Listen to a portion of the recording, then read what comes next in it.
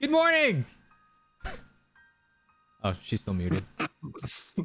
Oh, I can hear myself. Oh. Discord, let's go. Yeah, she's muted. I heard myself on I this. knew it. I freaking knew it. I'm here. Oh, there she is. Oh, welcome back. Oh no, you're leaking our DMs. I saw them. Oh, it's all over. Damn. It starts terribly well. Now everybody knows that I I was- wasn't here ready on time. Yeah.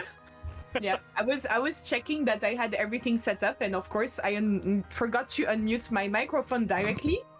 Yeah, so this Roundtable can start now, I guess. Let's roll here. Officially. Officially. How's everybody doing? Good. We were talking smack about Final Fantasy 14 earlier while you were still, doing your thing, so that was cool. Okay. We see that we have some people in the chat already. Welcome, everyone. As I announced, today is going to be a bit of a special stream because we are all gonna talk, and therefore we won't be able to interact with all of you as usual. But I hope that you will still enjoy your stay here. So grab a chair, something to drink, some popcorns, and enjoy the stream. I hope you're gonna have a blast. And I think we can start by introducing ourselves. Who wants to start? Let's go Don't through fight. the same order as the sound tests. I think that'd be a good idea. Let's go. You can do that. Mhm. Okay. Wait, was that me first then? That was Yeah, it you was you. first. Sorry, I'm still waking up, so my brain's like, woo! Yeah, Mister, I woke up at Um, 4 a.m. over here. Hey, leave me alone. But yeah, my name is DjJonny, or Johnny for short. For those of you that don't know me, I play obviously a lot of Monster Hunter on Twitch, as well as other RPGs and first-person shooters. I'm also, like my name suggests, part-time music producer. Working on that and actual DJ with mixing and stuff. So, really excited to be hanging out with all these awesome people and slowly sip my cup of coffee when awkward questions come up. So I think everybody needs to say their main weapon as they finish Yeah. the introduction. Oh. That's Absolutely. mandatory. You know what? That's fair. My main weapon is Charge Blade. Oh hells yeah! Now we're talking. I thought I was gonna be surrounded by longsword people, but thank God there's a. I play other weapons too. Ew, longsword people. Ew. Don't start. I see some longswords in the chat already. Yeah. Nippon Steel, man. I guess it's my turn. What's up, everyone? My name is Nightside. I also go by Phil. If you guys hang out in my streams, you know that's my real name. I play a lot of Monster Hunter as well. I also do a lot of other games, like we've been into Zenless Zone Zero as well as Genshin, and we've been getting into Final Fantasy 14 online. Get maggots that have fun. Welcome to the Roundtable, and I am a main, so yeah, it'll be fun. I can appreciate not having to hear that. Thank you. Thank you for censoring. I'm looking We out for heard it, everyone. guys. It was terrible. Thanks God nobody heard that. It was really terrible. Peppo, do you want to go next? Yeah. Do we skip you? I'll do myself like at the end. Don't worry. Okay. Hello guys, my name is Peppo. If you don't know me, I'm playing Longsword. I'm the Longsword guy. I make content on YouTube since 6 years, I think, at this point. I mainly play only Monster Hunter. I focus at least, mainly on Monster Hunter, but I also play other games, like I played Wild Hearts. I played Dragon's Dogma recently, Dragon's Dogma 2. But yeah, definitely I enjoy only Monster Hunter. I play every generation except the first one, and every time with Longsword. Yes, Rurikhan, you said that correctly. So yeah, it's great to be here with you guys, and yeah, Rurikhan, it's your Hi. turn. My name is Rurikhan, and I hate the longsword. That is just the defining characteristic of my existence. I'm actually joking. This is such a Bye. meme in my community. It's like, because it's funny because whenever people ask me what weapon they should start with, I'm like, you should go to the training area and you should try every weapon and then figure out which one you like most, and then you should play that. And you should never care about what anybody else says about your weapon of choice. But yeah, anyways, I'm Rurikhan. I do a lot of Monster Hunter content and Soulsborne content. Those are like the two big pillars that I tend to cover over on YouTube. Monster Hunter has been pretty much my favorite franchise ever since World came out. Even though I had played Monster Hunter before that, it's just I couldn't really cover it as much because there was that 1 year gap between, oh, now it comes out in Japan, and then maybe a year from now we'll have it over on the West, and that doesn't necessarily lead to you being particularly successful on YouTube. So I would play it, but I never really dedicated as much time up until when World came out, which when World came out, I was like, bro, finally, global release, let's go. I'm like all in, nonstop. And yeah, it's been an awesome adventure. And yeah, I love Monster Hunter. That's it. That's pretty much it. Oh, my main weapon is the gun lance. Shincry. Oh, it's the other way. No, wait. I think it's different for every Yeah, it's person. I think different it's, for everyone. no, for me, Shin is like here. Yeah, exactly. Oh, well, Yeah? I think Okay. what it is Yeah. your camera shows you as you see yourself. So if you're putting out your right hand, it shows exactly the way it is, but then Yeah, it's so actually I flipped. should point this way. Yeah, for exactly. Yeah. Shincry. Yeah. Yeah, it's there. So, do I introduce myself? Yes, of Yeah. course. Okay. Hello, I'm Shincry. I have been in love with this series for 20 years, but I just started to get into the community recently on also making content. I'm both a bowgun and lance main, and my biggest personal achievement was doing a hitless challenge for Monster Hunter Rise. I'm really happy to be here. And that's it. Damn. And we're happy to Was have the- you as well. Impressive. Was the hitless achievement with Lance or? No, bowgun. Yeah, of course.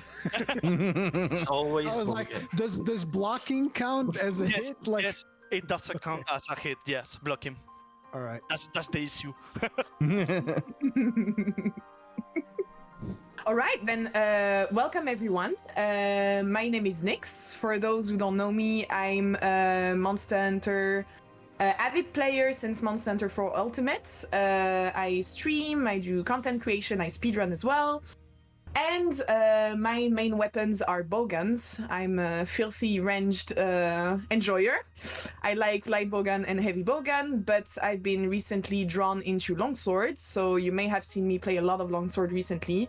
But don't think that I'm a longsword main. That's not true. She's lying. And One day. yeah, Listen to her when What? she says she's actually a longsword main.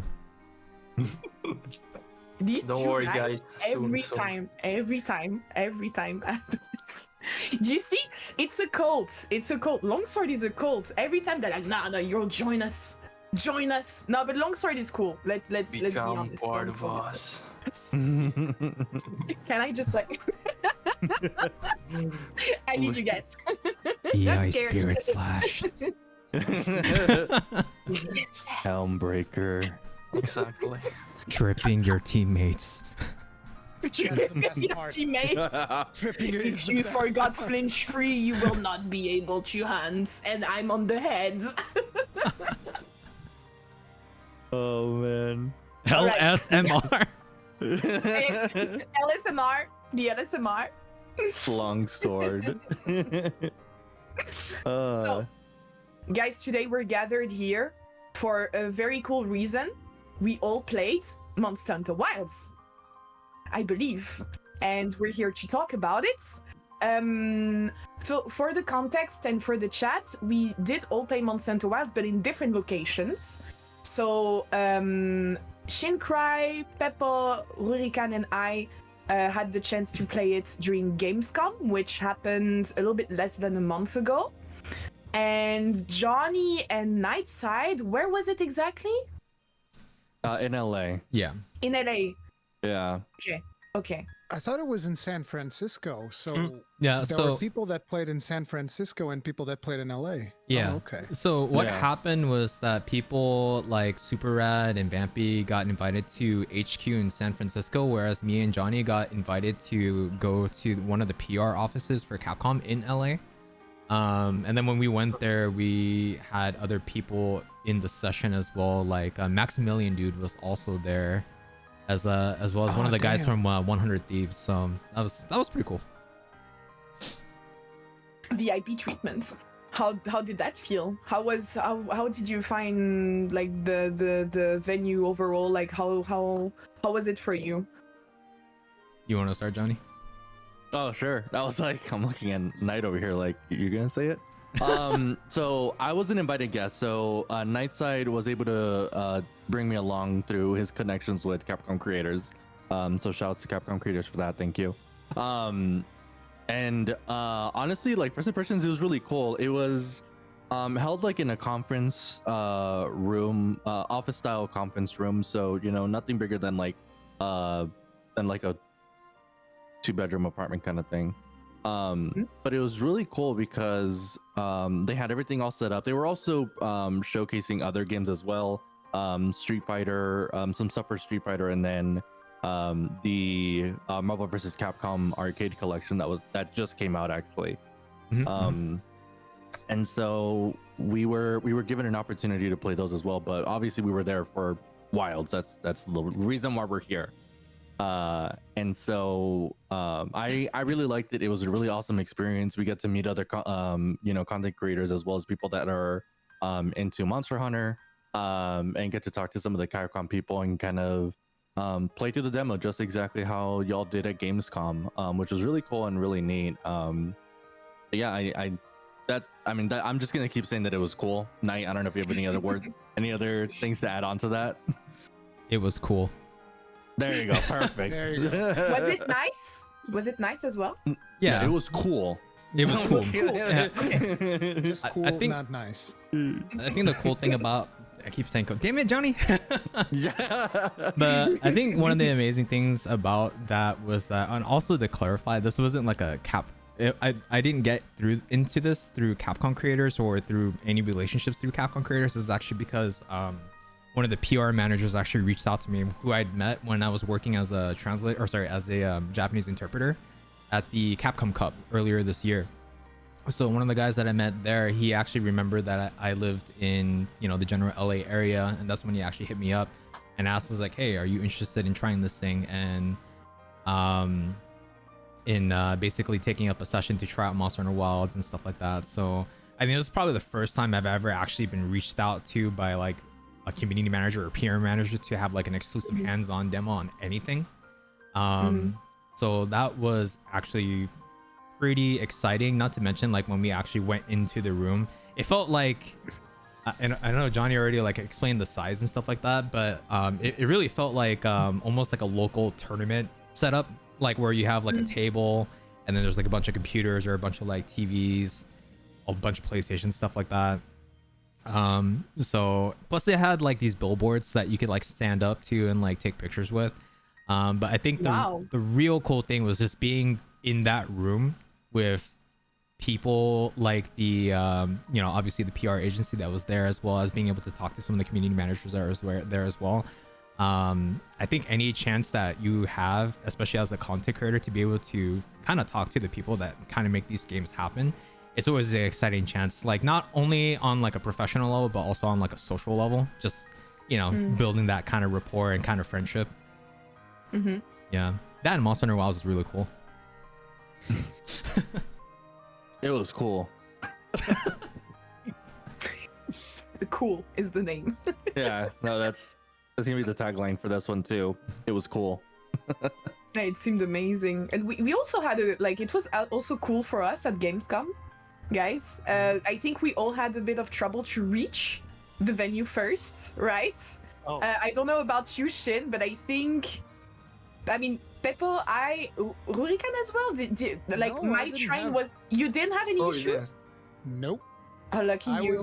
I basically, like, my hotel was it wasn't even a hotel, it was like a pension, because I was looking for the cheapest thing that I could get, because the rooms get really expensive for Gamescom around that time, and Yeah. I booked everything, and then Capcom ended up paying for my trip to go there, and I got to interview the devs and all of that stuff. Yeah. Full disclosure. Wow. So I was way luckier, but initially I booked everything myself, and I'm looking for the cheapest thing that I can stay in. So it was a pension, and it was about 20-minute walk to the venue. So I would just walk there every day. That was kind But you go to Cologne, you did not have any issues with the flights? Oh yeah, for the trains? my flight was delayed. Absolutely. Yeah. My flight was delayed, and it was That's absolutely what- miserable Oh, because man. I wanted to do the live stream for opening night live for Gamescom. And I was like, I had a 2-hour window to get from my plane to my hotel room to start the stream, and my plane was delayed by 3 hours. So yeah, people who watch that stream know that I convinced a friend of mine to stand in on my stream, so my friend was streaming for me on my channel. Really? Yeah. That's amazing. And then, That's I a homie showed right up. there. That is a It homie. showed up, like, I kid you not, the moment that the Jeff Keighley introduces Ryozo, that is when we were able to figure stuff out and put my face on the stream, and I took over the stream. It was literally as Ryozo goes on stage and we get the Perfect timing. Perfect timing. That's Perfect. exactly what I Oh needed. yeah. All according to plan. Yeah, Yeah. but yeah, my plane was delayed as well. But apart from that, like getting to the venue afterwards was super easy because I went in before the venue was even open, one day before. So Oh, yeah, nice. so the next day Okay. it was super easy to just get in there, no issues. Mm. Yeah, it was a bit worse for me because I was supposed to take my flight in my city. Like the airport is around 40 minutes from where I live, but 1.5 hours before my flight, I got it cancelled by an email, who said, "Well, your flight is cancelled," and I was like, "Okay, and now what I'm supposed to do? How do I reach my destination?"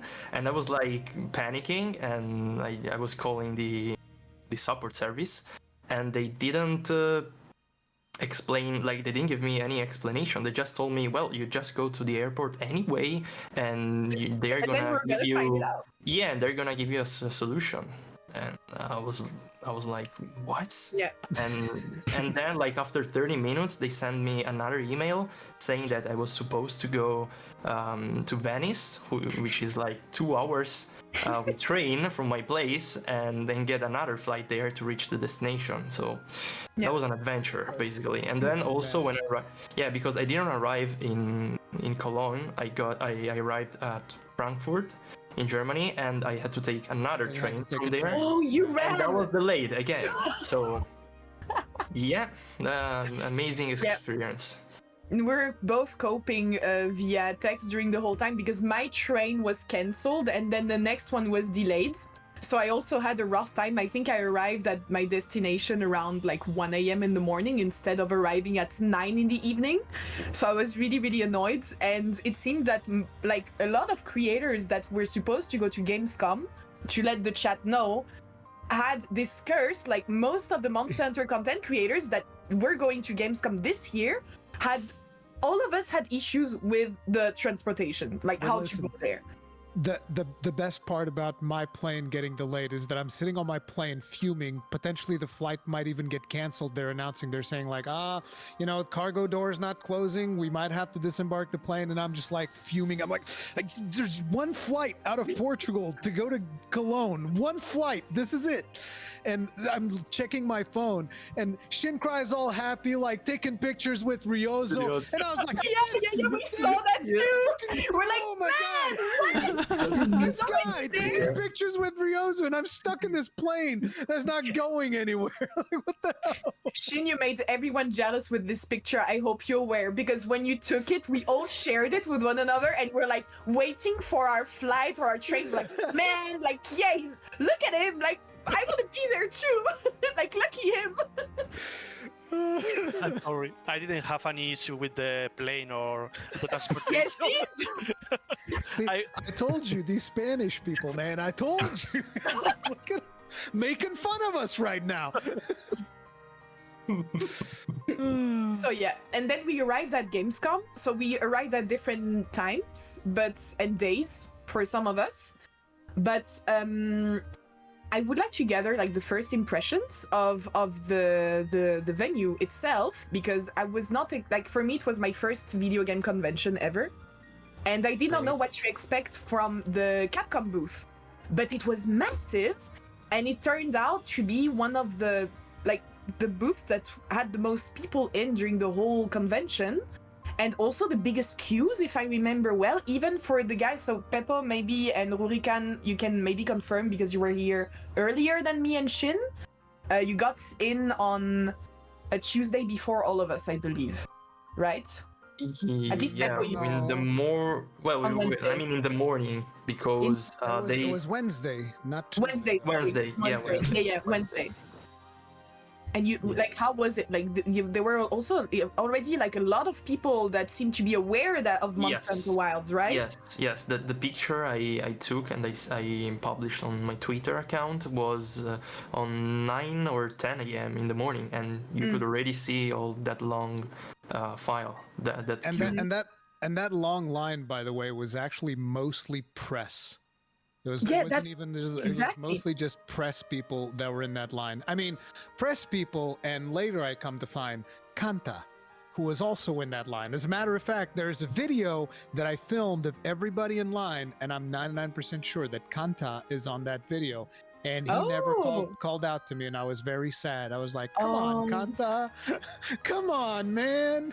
How are you gonna do Some people like are that? shy. Some people are shy. They want to protect their identities.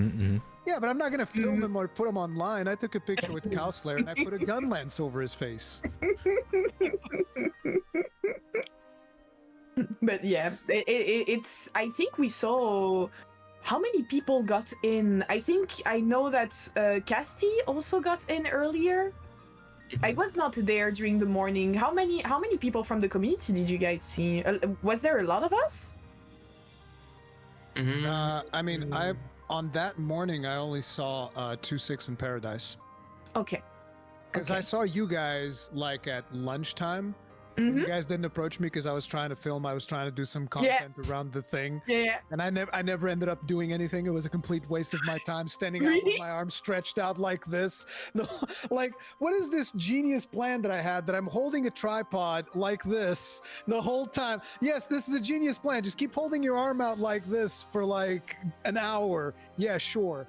That's during the whole convention, you mean? We saw you holding this during the whole time. I was really impressed by Yes. Yeah, no, it was terrible, and I never even did anything with it. It was a waste of my time. And after that, Shin and I got in, and the queue was even bigger. And why I'm asking about this is that I did not expect so many people, even if especially it was just press, to be so enthusiastic about Monster Hunter Wilds. I mean, from what I know, it has always been a very niche game, and all of a sudden, like since Monster Hunter World Iceborne, it feels like we're the cool kids now. We're playing the cool kids game, and for me it's completely new. I don't know how you feel about that, guys. I mean, I was there during Monster Hunter World in 2017, and it was already very, very popular. Like, I had to harass Socks. That was the one time I used my streamer privilege. Hey, Socks, can I skip the queue, please? Like, there's too many people here. Just let me play. I just want to play the game. And that's when I met Socks for the first time. So it was already a lot of people there at the time, but the booth was much smaller. Like, the booth was maybe 1/5 the size of that one. It was a small booth, had like, I think about 10 stations maybe where people could play Monster Hunter World, but that was about it. Wow. Wow. And when you arrived there, and also for Johnny and Phil, I just wanted to drop a question right now. I mean, for us it's a bit hard now because we actually played it. But could you tell us a bit about some of the top expectations that you had from this build that were able to play prior to playing it? Or the expectations that you had from, I don't know, Capcom, and what would be in there? Anything? Knight, go first. I think the biggest thing... Thanks for the volunteer. You're welcome. I think the biggest thing is that, especially coming off of like Rise and Sunbreak, I think a lot of us had already had the expectation, and I don't know how many of you guys agree with this, but we felt like Monster Hunter Wilds was basically going to be built off or built upon what was established in Monster Hunter World, right? I mean, just looking at like the art style, the art direction, and the general feel of just looking at what the game trailers were showing us, it definitely felt like we were going to get a little bit more of World. So I kind of went into it feeling that like, okay, so long as I am pretty solid with like World, playing Wilds would probably feel like exactly the same, maybe a little bit different. I think that, for lack of better words, I think that's like probably the best way that I can personally describe it. I don't know if Johnny has anything to add to that. Yeah, no, I guess on top of that, like agreeing with you that, you know, it wasn't going to be built off of World, but also seeing that we had just come from Rise and Sunbreak, my expectations were maybe they were going to incorporate some stuff from Rise and Sunbreak into Wilds, right? Because like now we've seen this evolution of the series for how many years now? Like 20 plus years or so. 20 plus years, right? And we've seen, at least for me, I've seen it like grow from the beginning of the series all the way to where we're at now. And you know, they keep they'll bring in either new changes, drastically new changes, or changes from previous titles that now are like, you know, solidified into the series. And so with and we'll talk about this more once we go into like, you know, what we experienced when we did play the demo. But for me, I was really expecting, okay, like what things from Risebreak are we gonna see in this series now, right? What are some of the things that we're gonna see from World, not tracks, that would be great to have into the game, right?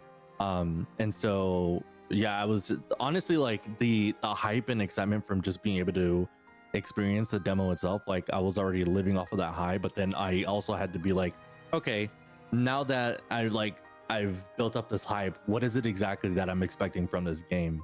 And I will say that my expectations weren't they were met for the most part, right? There's a couple things I was like, we'll see, but for the most part my expectations were met, and I was happy. It was cool. It was cool. It was cool. It was cool. It was cool. It was cool. Yeah. What about the Gamescom crew?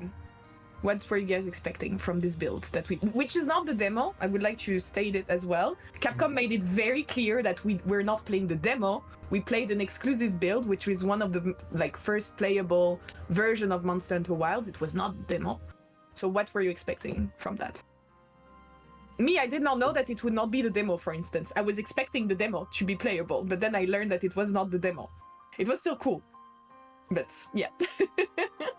Shincry, you've been pretty quiet. Yeah, I think you should speak. Yeah. Okay, so I was a bit chill. I have a bit chill of approach towards the Monster Hunter Wilds, because to give a bit of context, I love Monster Hunter World, but some of the things I love about the series, Monster Hunter World missed them a bit. So I wasn't sure how Wilds will do it, because as you say, it looks like Monster Hunter World 2, as a lot of people hate that name. But when they started releasing the teasers, I got really, really hyped, because I saw a lot of good change in the regard of the things I love about Monster Hunter. So yeah, I was really hyped before playing the build already. I think the game did accomplish the expectation I have. Yeah, I actually felt the same. Like, it was Monster Hunter at the end of the day. We all knew that they were gonna take a lot of from Monster Hunter World, Iceborne.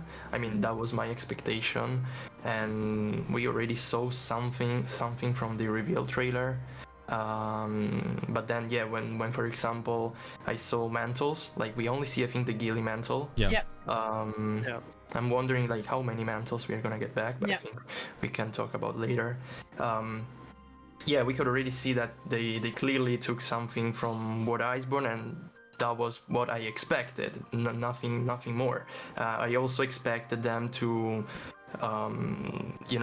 give all the weapons new attacks, new combo, and so that was also met. And that's pretty much it. Like also some quality of lives. I was expecting the temporary camps. I think there were already. I don't know. I don't remember if they said something already before the reveal trailer about temporary camps, or if it was just a rumor.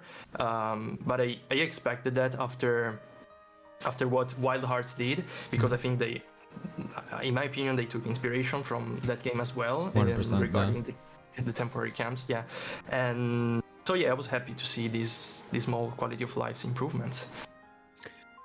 I went into it mostly concerned about what the pacing was going to feel, because obviously when it comes to World and Iceborne, you have a very distinct pacing, which is a little bit slower and more deliberate than when we ended up getting with Rise and Sunbreak.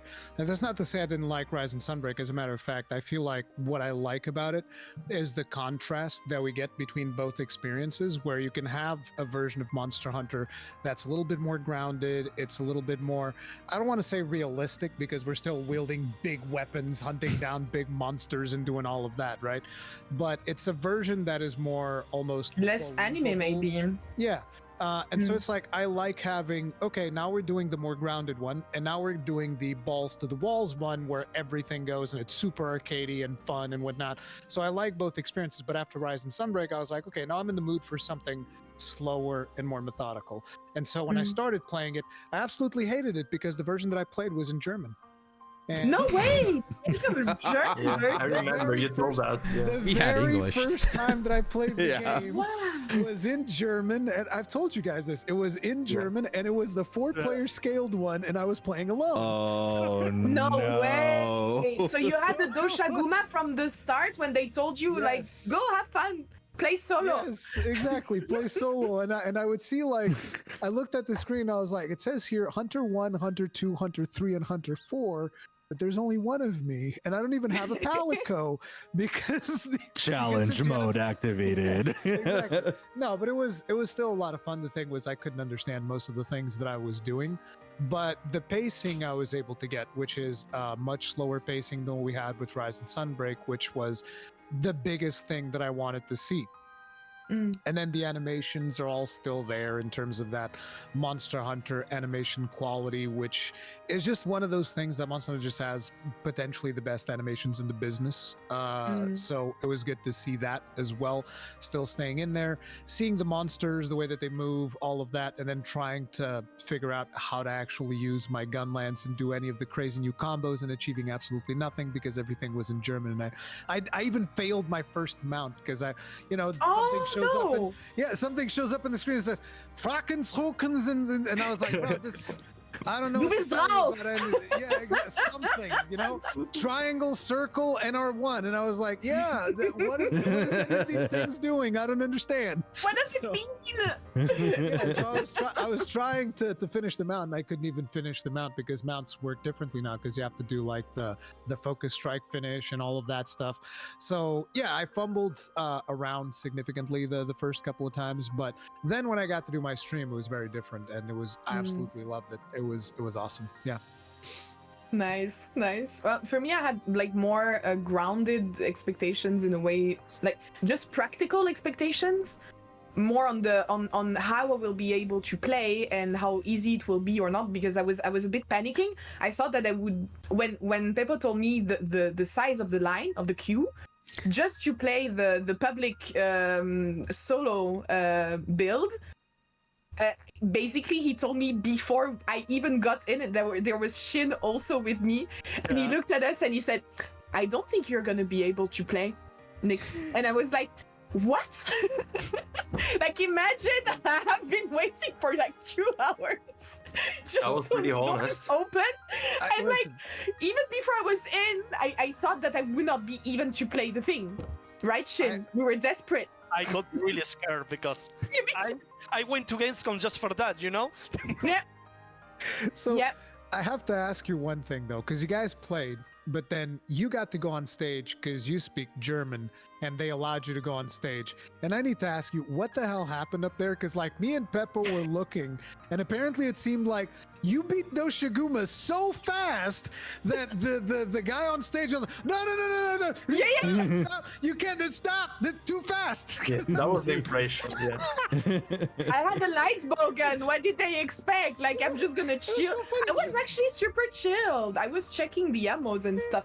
No. So, how I got on stage? Checking the ammo and just like murdered Doshiguma in seconds. And like, whoa, you can't do that. No, what you did not hear. What you did not hear. On stage. It was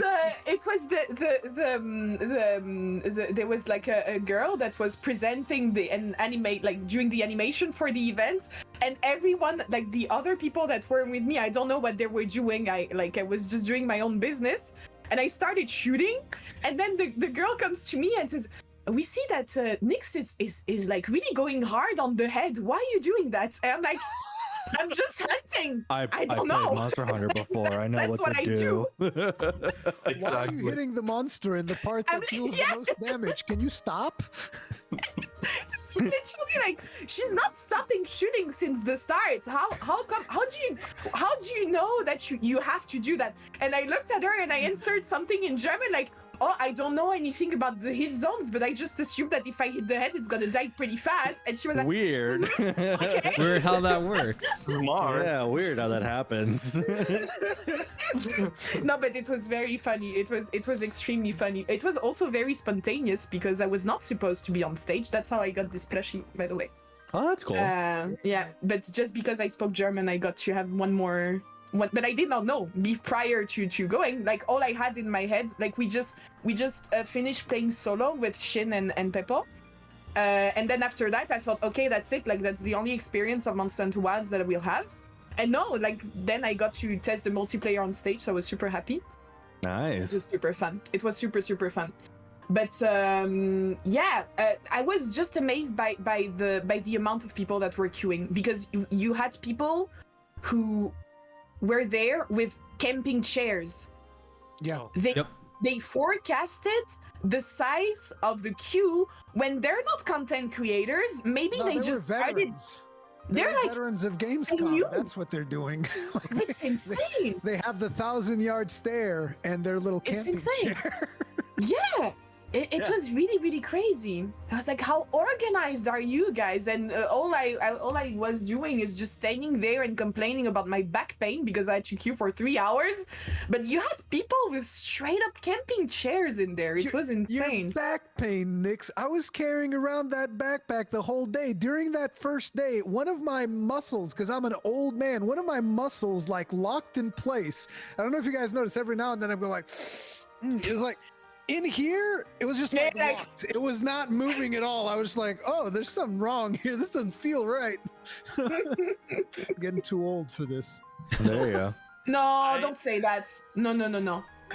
we're not too old. You are never no. too old to play Monster Hunter. No, Remember. I'm Yeah. just too old to go to Gamescom. Ah. I went to the presentation with the trailers and everything, and someone went looking for me to do a photo with me. When we did the photo, she told me, "Did you bring a portable chair?" And I was like, "No, why?" No. She told me, "You should." So Oh, portable man. chairs was something. Yeah. They should have made Monster Hunter portable chairs with Monster was just Hunter gonna Wilds logo say, on they it. Yeah, it could have been an idea, right? Yeah. $1 million idea right there. You could have just told them. Sell it with a portable spit plushie, you know? Yeah. Did you get? Oh did you man, guys get yeah. did you guys get to drink the iced tea stuff that apparently they Yeah. were giving away to people who were Yeah, at yeah. the last? Okay. Oh yeah. It was free. Mhm. Yeah, we had Yeah. free iced tea, guys. It was really But cool. I think you had to make it to the last 3 hours of line or whatever. At that point, Yeah. they would like kind of like give you drinks so that you could Mhm. withstand the rest of the wait. Oh Mhm. man. I Yeah, don't that remember would if be it was on was it on Wednesday that they closed the queue because it was 10 hours long? No, I think it was Oh, on no, Thursday. that was the second day, right? Thursday, the second day. Yeah. Yeah, it was Yeah. Thursday. That Because it was insane. that was the point that I was like, well, I could abuse my streamer privileges to play a little bit more, but then I was like, but on the other side, there's people that are sitting here waiting for 10 hours, and me taking one turn might mean that somebody that's sitting here waiting for 10 hours doesn't get to play. So I'm not going to do that. Like, no. That's still that's so crazy though. The queue was 10 hours. Wow. Oh yeah. The multiplayer one, especially because if you did the single player one, like, listen, Peppo, you need to get a little bit more control, because when you went into the single player and you were just like, I finished in 3 minutes and 5 seconds or whatever, it's like, I mean, I don't know. You gotta maybe need to see a doctor about that. Hashtag speedrunner. No, but the thing is, I wasn't trying to speedrunning, of course. It was my first gameplay. Like, I just went there. I was trying to understand how Longsword works in Wilds. And while I was doing that, Chatacabra just died. And I was like, wait, died. Why what? did you go and die Already? like that? I can attest that as well. It just died. Yeah, and then the guys there just told me, okay, you're done, you have to go now. And I was like, They were wait, like, what? I already? didn't even play 4 minutes. What do you mean? Like 3 hours queue for 3 minutes gameplay? Yeah. Yeah, that's pretty bad. So it's like That's a Yeah. Disneyland line right single-player there, man. version. Yeah. The single player version, you'd be able to get in because it was fast to do it, but the multiplayer version was always 30 minutes. You only left when the game kicked you out. So Yeah. that's why the line for the multiplayer one was so long that it went up to like 10 hours, which was absolutely insane. And Which we're so kinda- stupid because we did not even use 5 minutes of this playtime. I really regretted it as well because but we at the didn't end, know. because but seriously, we were like, I remember Peppo was next to me and he was showing me the name of the controls on a sheet in German and asked me to translate it. And while we were Oh, so doing you're that, in a it was German still one dead as in well? 3 No, just the thing on the table was in German. Just the thing on the table. We're watching the things on the table. We're like I think we took pretty much our time, and despite that, but we Yeah. skipped the cutscenes as well. That's why. You're doing the story version, you're skipping the cutscenes. Yeah, Come on now. I asked the staff Hashtag because I was speedrunners. curious, like, how much time I can play the solo demo, and they told me, I mean, it's one hand.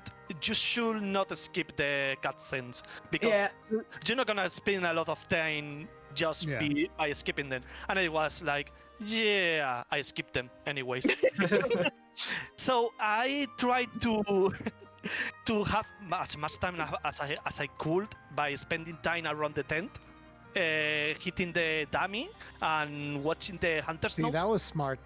So, Yeah, that was mega smart. Yeah, but the problem is that I thought that we had a fixed amount of time, like I don't know, like 30 minutes, and then you had to go. I didn't know that as soon as you finish the quest, you had to go. Yeah. at some point, the staff came over and say like, you should do the You quest. should start hunting. You know, Stop messing I around. see what you're doing there. So I tried again Chatacabra. I tried to hit the air so the staff didn't come to complain again. But Chatacabra always came to the hits and died by themselves. No way! What are you doing?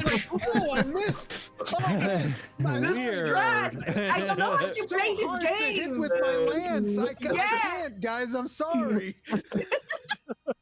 Like the shot the cobra in front of him, and he's like, I don't know what's happening. I can't hit him. Bruh. Imagine trying know your that you best did to this, miss the monster and the monster still dies so Still fast. dies.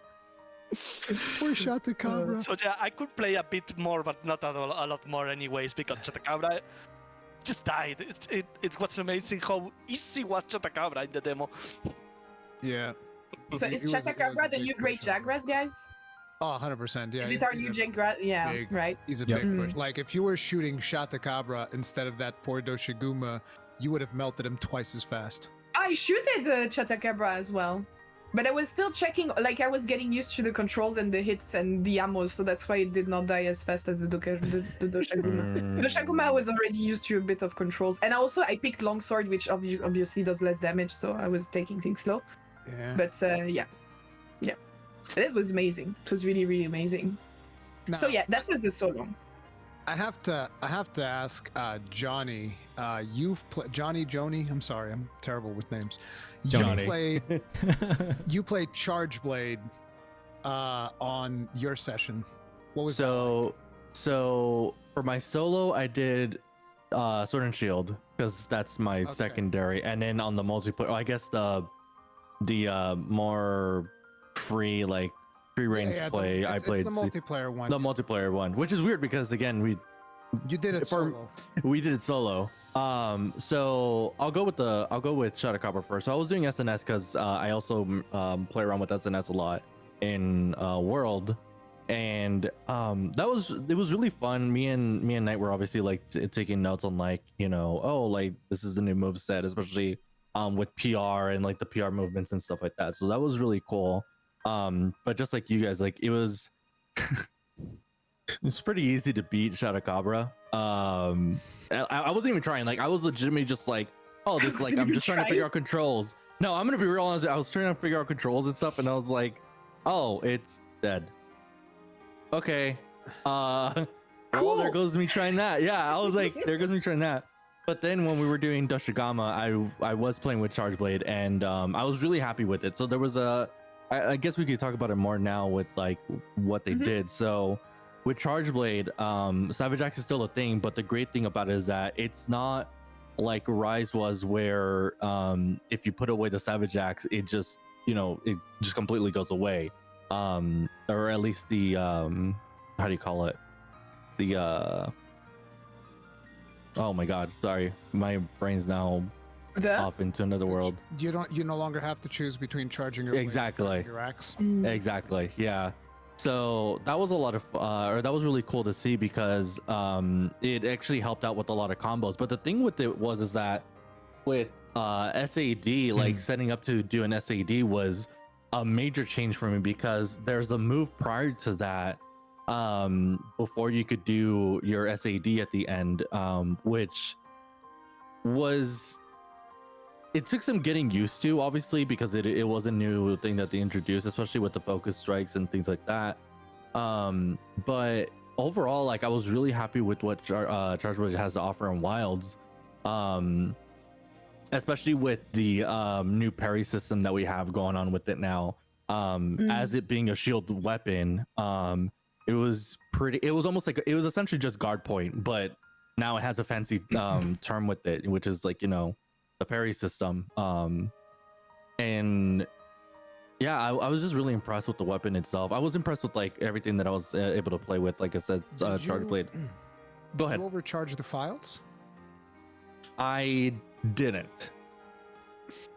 Yeah, I know. That was the one thing that I messed up on. I was just I should have checked if I could have done that. Yeah, because I was still trying to figure out how the Savage Axe mode worked in Wilds, and then I was also while doing that, I was okay, well, wait, now that I know about this, how does SAD work? And that's when we found out about the new SAD setup. So yeah. I was so focused on trying to do that and just trying to load my files right away that I didn't consider, I wonder what would happen if you just overload. Yeah, the thing is, it's not something that's easy to consider because you're so used to how the Charge Blade works. The reason I even picked up on it was because the new moves, right? Sometimes you're spending half of a file and stuff like that. So at one point I was yellow mode and I had 2 files spent, but yellow mode fills up 3 files. So I fill it up and I was wait, one of the files looks different. What happened? So I get 2 normal files and then a 3rd overloaded file. And I was what is this? And that's when I realized, you can overload the files. This is crazy. Okay, that's actually really cool then, huh? Interesting. So that would go into, oh man, now I'm just thinking, now you have me thinking. Does that does that play into the SAED? That's why I wanted to ask you. I wanted to see if you had tested the overloaded files, because I didn't fully understand exactly how they worked, if they made the shield charge last longer or not, because it still consumes all of them if you shield charge with overloaded files. I do know that the files make more damage. I think they made about twice as much damage as regular files. Oh, with the overload. Okay. Yeah, if you're unloading overloaded files, and, which would make sense too. Yeah. Chris from Team Darkside was saying that there's a way to do a full SAD with all of the files where you don't have to do like the thing that's it's the amped and then the circular thing that it does and the SAD. There's a way of doing it off the bat, but I don't remember Really how it was. Yeah. So that was the thing that I was trying to figure out too, because I was trying to circumvent I wanted to just go straight into SAD, but every time I was doing world tech, it would add in that extra move, and I was like, okay, well that's new. And so I was like, that's what I was telling Knight. I was just like, I don't think we could just go straight into SAD, but now that Chris has confirmed that we can. Yeah, we tried it 2 ways too. I think it might be through guard points maybe. It's like a counter. So you go guard point into boom at full SAD. But I think there's another thing, because not every axe move spends files now, which is kind of weird. You get to do file discharging moves that actually don't spend files, and I was just like, this is so weird. Okay, but I actually like that though, right? Because there were certain moves, like whenever we were doing especially just elemental discharges, there were some that you're just like, I don't want to spend like a file on this, like this is just like not worth it for me. Or especially when you're doing Savage Axe mode and you're just swinging the charge blade around. There were times it was just like, oh, I didn't want to use that file, so now I'm like down one file, and now I'm down some damage on that. So interesting. That's something to test out at TwitchCon. That's what I was gonna say. So we're actually for those of you that know that with TwitchCon, that we're gonna have a chance to play the I think you guys demo even / build again it from there, I think, right? What? Wait, you have how? What? you can play Monster Hunter Wilds at TwitchCon? Yes. So they're bringing it there. What? Some people are signing up for like streaming some people sessions and stuff. Live stream it. That's so cool. So you're gonna play it 2 times. Yeah. You're gonna be less depressed than us before the demo releases. Congratulations, guys! Let's go. So it's something that it was funny because me and Knight were talking about that on the ride home too after the demo, the show, and we're like, hey, we get to play this again in like 3 weeks or so, and we're like, oh, that's so nice. I am cool. I'm very jelly too. I think we're all Come to jealous. San Diego, guys. We're waiting for you. I was gonna say. Do you pay the flights? I go. If you pay the flight. I'll pay for your food when you're there. That's. Can I sleep at your house? I'll pay for the flights. Oh well, there you go. Perfect. Yeah, I do have the extra bedroom right here.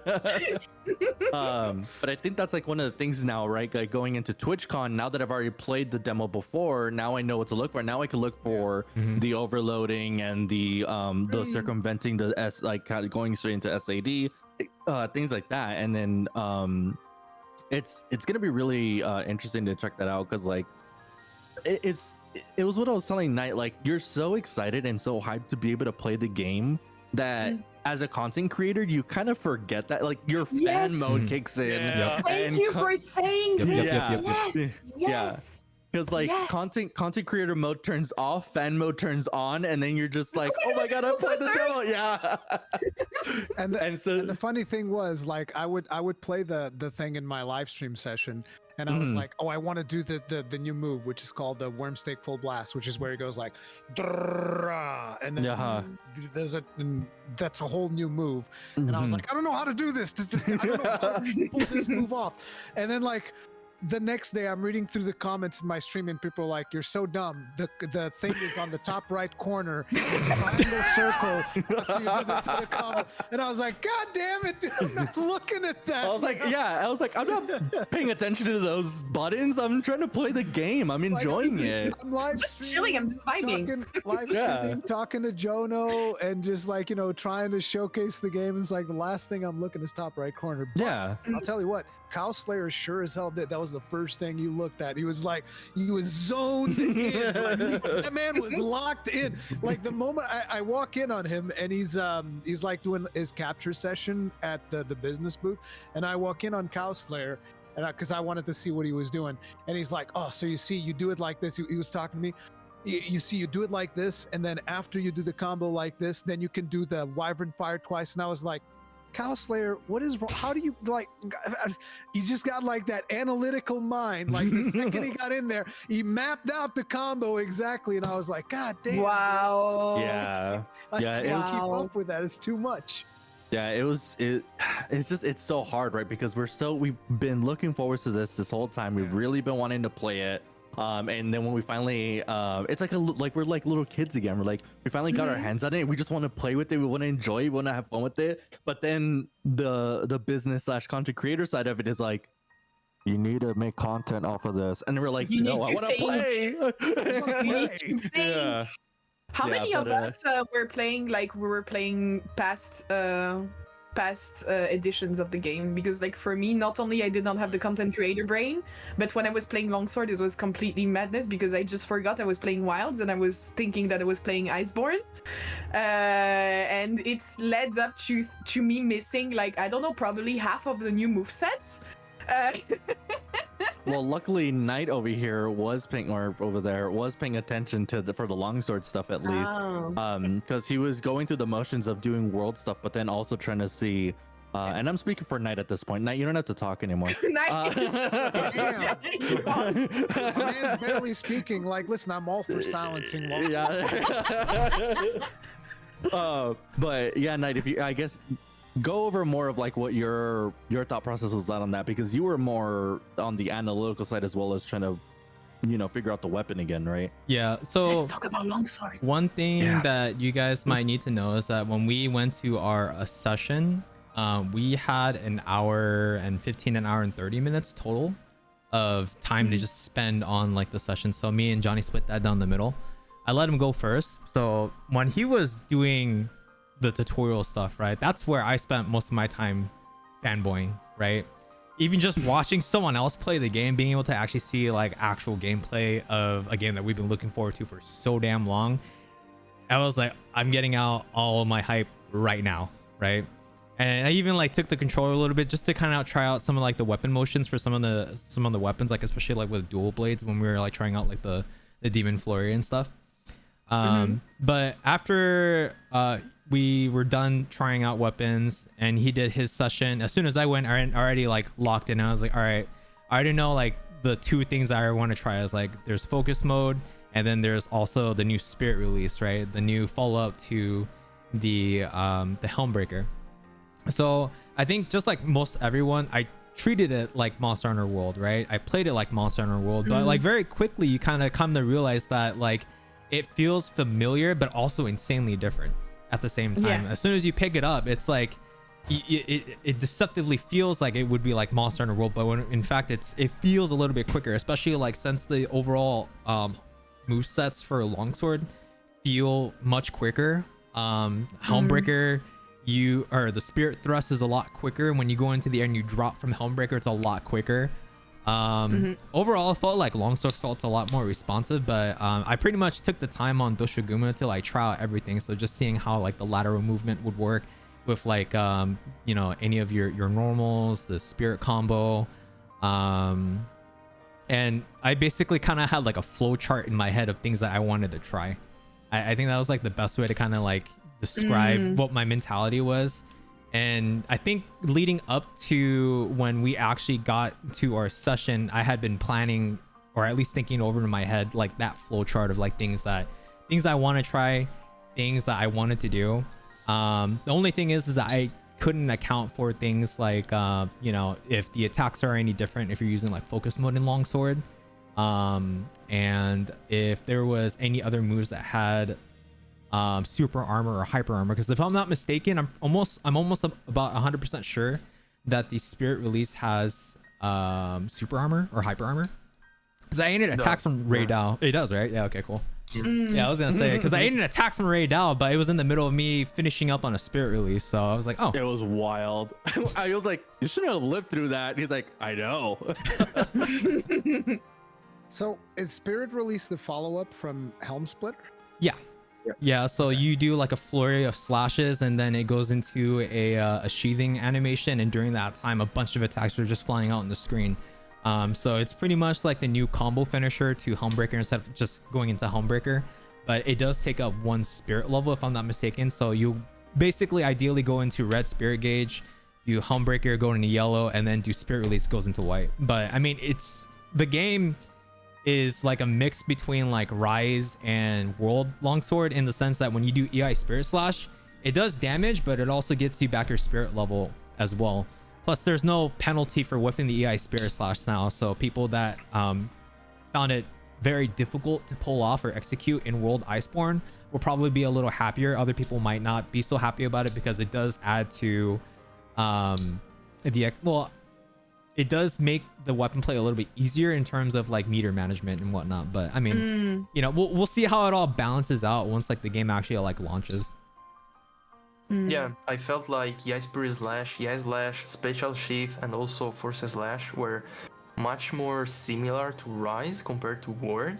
But on the other side, like the Spirit combo and all the normal attacks, the Overhead Slash, the Trust, and the Pace was more similar to Ward, I guess. The only thing that I wanted to try more was like discovering new shortcuts, because they made there are actually new cancels that you can do that I was not aware of when I was recording, and yeah, that's a shame.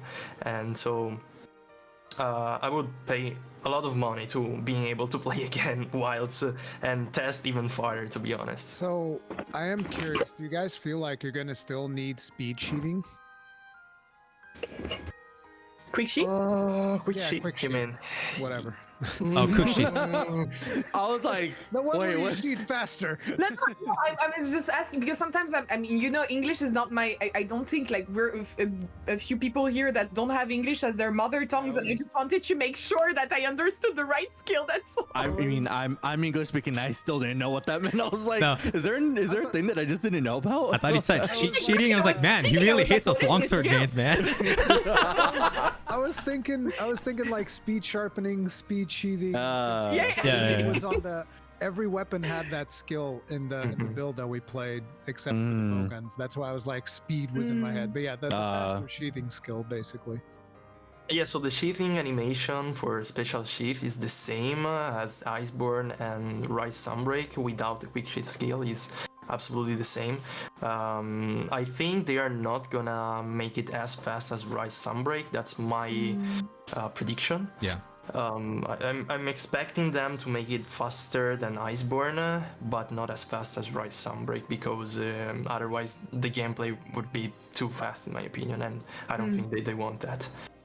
All right, I'm gonna stir the pot here a little bit because I know this has been coming up in conversations before, especially with longsword people. But with the introduction I like what you said, longsword people. Yeah. People, dude. It's like with Helmbreaker and the ability to essentially just cancel it out when you notice that you're gonna miss it. Do you feel that that's a good thing? That's a bad thing? Do you feel like people should be punished for that, or you feel like, thank God we finally have a way to cancel out of that animation, knowing that's gonna whiff? Like, what are your thoughts on this? I think that's so cool. Okay. I think that was I needed. mean, yeah. Yeah. No, but seriously, because it's as someone who picked up the weapon recently, I don't know how valid my opinion will be here, but I noticed that for, you know, stuff in Monster Hunter World Iceborne, we had some moments during the hunts that were extremely frustrating and kind of unfair, such as if the monster is claggering or flinching and you launch your Helmbreaker during an opening and, well, sykes, it's just not gonna land because the monster decided to do something else that was not in the script. Or let's take also Fatalis that can just decide to do random, you know, pinning attacks when you're also in an opening for a Helmbreaker, and then you just get punished unfairly. I think it's a great thing to have, knowing that they want to make the monsters more like I believe they said that they wanted the monsters to move even more in unpredictable ways. So I think it does have a certain logic to make the longsword users comfortable with the way they play without having to suffer too much from RNG and just ending up in this frustration that I think every longsword player felt when their Helmbreaker does not land. Because, I mean, let's be honest, it does tear our souls apart whenever it happens. Not Rurikhan, apparently. What? I can just hear Ruri just being like, freaking losers. Listen, I remember when I played longsword in Rise a little bit to get a feel for it, and I was like, yeah, Helmbreaker feels fine. And I remember that every longsword man would be like, "Wah, my Helmbreaker doesn't have enough reach. Wah, why doesn't there reach?" And It's then terrible. they patched it What? to the point where you could Helmbreaker from across the map. And I was like, bro, what? So the problem with Helmbreaker has always been his weird hitbox. Yup. Okay, like from It the is- very it is- beginning. it is a weird hitbox. I never I'm playing Longsword since 6 years. I mean the 5th generation Longsword, and I still don't understand how the hitbox really works. Okay, Yeah. because it's so weird. Like sometimes you get hits on the other side of the monster. I don't know, like you're on the face and you get And you end the chest, hitting the the back, wings or and the chest. It's kind of like the clutch claw, right? Where you're like, you Yeah. perfectly have it aimed right Do at you- the monster's head, and then you throw it, and somehow you're in the tail. Yep. And you're like, I That was- swear there was no obstructions. The head is right there. I threw my clutch claw, and now I'm over here. I don't understand. So yeah, That- I get it. Like, guys, do you remember the Clutch Glow when Iceborne got released? Mm-hmm. Like, Mhm. seriously? Like, you were aiming the head, ending up on the tail, and that was. It still happens to me Unbelievable. even now. Just saying. But Yeah, but at least they, You guys- they They managed tried. to mitigate it. Yeah, you they guys tried. should Oh, that's fair. try unpatched ice. Like, no, wait, not unpatched. This was pre-release Iceborne shelling. That's what you guys should try. yeah, You have no idea what it I was never like. tried it. Yeah, because the game came out, it received the day one patch, and they fixed shelling because on the review version of the game, shelling was so miserable. The damage was so bad that they had to patch it. That's how bad it was. Wow. God damn. Wow. Oh. So Peppo, you would say it's a good thing then that we kind of Yes. circling back on that. So you feel like it's a good thing that we got that ability to be able to cheat that. The I console. have mixed feelings about this. So Same, the actually. thing that Nix was saying is correct. I mean, there are certain cases, certain situations where you land the Spirit Thrust, which is the attack before the Handbreaker, and the monster, I don't know, just goes in Clagger, or you get a part break and he topples, or he just, like for example on Behemoth, you can trigger a light flinch, which is extremely fast. He can cancel whatever he was doing and just perform another attack immediately afterwards. So basically your what was an opening, for example, gets cancelled, and yeah, so that was the problem, and that's not controllable by the player. Yeah. In that situations, this is a blessing, because the longsword user doesn't have it's not his fault, right? So I can understand that, and that's really good. On the other side, I don't think it is something that was essential for the longsword gameplay, because those situations happen, and like it's frustrating for me as a speedrunner when I'm trying to, for example, get the best times, and that happens and I cannot do anything, and okay, just reset, it's fine. But like for a casual scenario, I think it wasn't that essential to implement. Okay. Yeah. So this is the mixed feelings I have. Maybe Phil can add something else. Yeah, it's one of those situations that, I was laughing and I'm kind of like making fun of the whole situation, but at the end of the day, I feel that the way in which I play the game is fundamentally different than the way in which Peppo plays the game. So for him, missing a Helmbreaker is like, oh, that's a reset right there. For me, missing a Wyvern Fire just means, oh well, I have to wait another minute and a half before I can do it again. So it's kind of like it doesn't make a difference. Absolutely. And then Knight, did you have anything else to add to that, or? Yeah, so I'm actually in the same boat as Peppo. It's very much 50-50. Like, I'm happy that this is a thing that we can do now, because just to kind of add to what he was saying, is like, especially in like a speedrun environment, because I dabbled a little bit in speedrunning myself.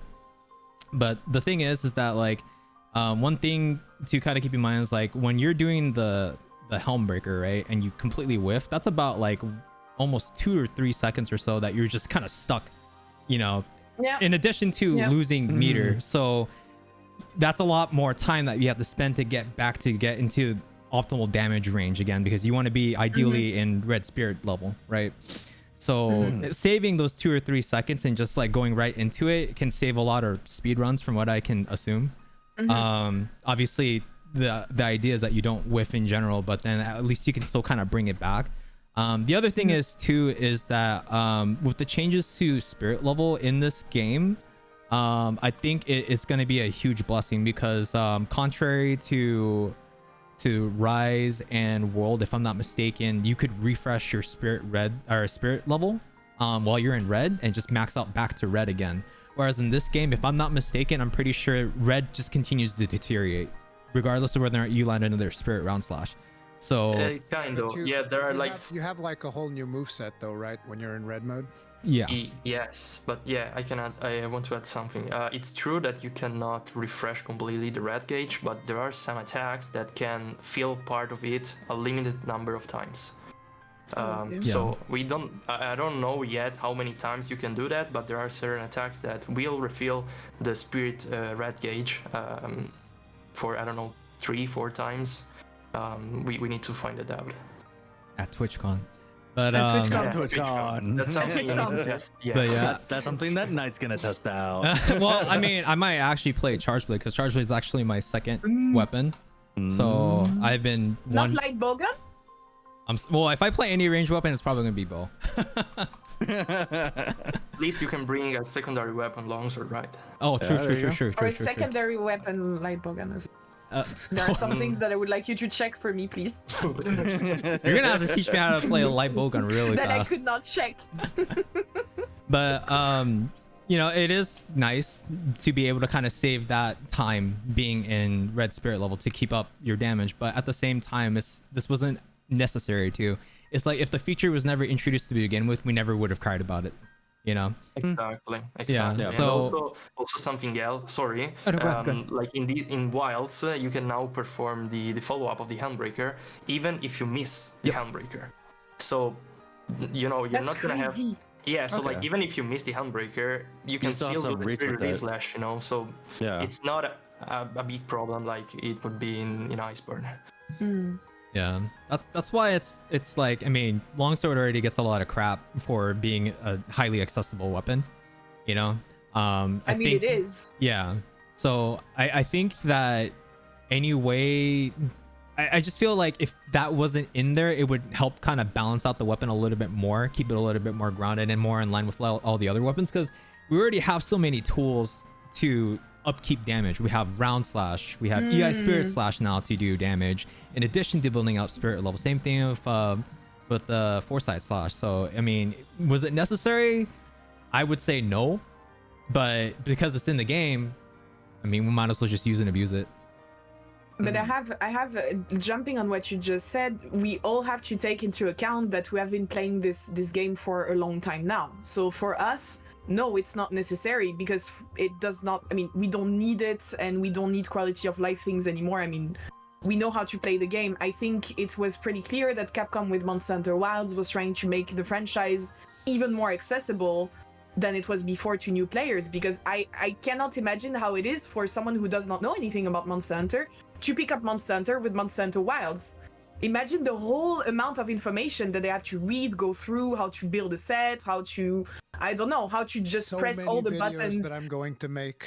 Yeah, but can you imagine the amount of knowledge that you have to inject in people's brains to be able just to do a casual quest in less than 40 minutes? I mean, just like, let's think straight here. So I think that's probably why, I mean, for me, it felt a bit weird, because I was playing the game as if I was playing it for years.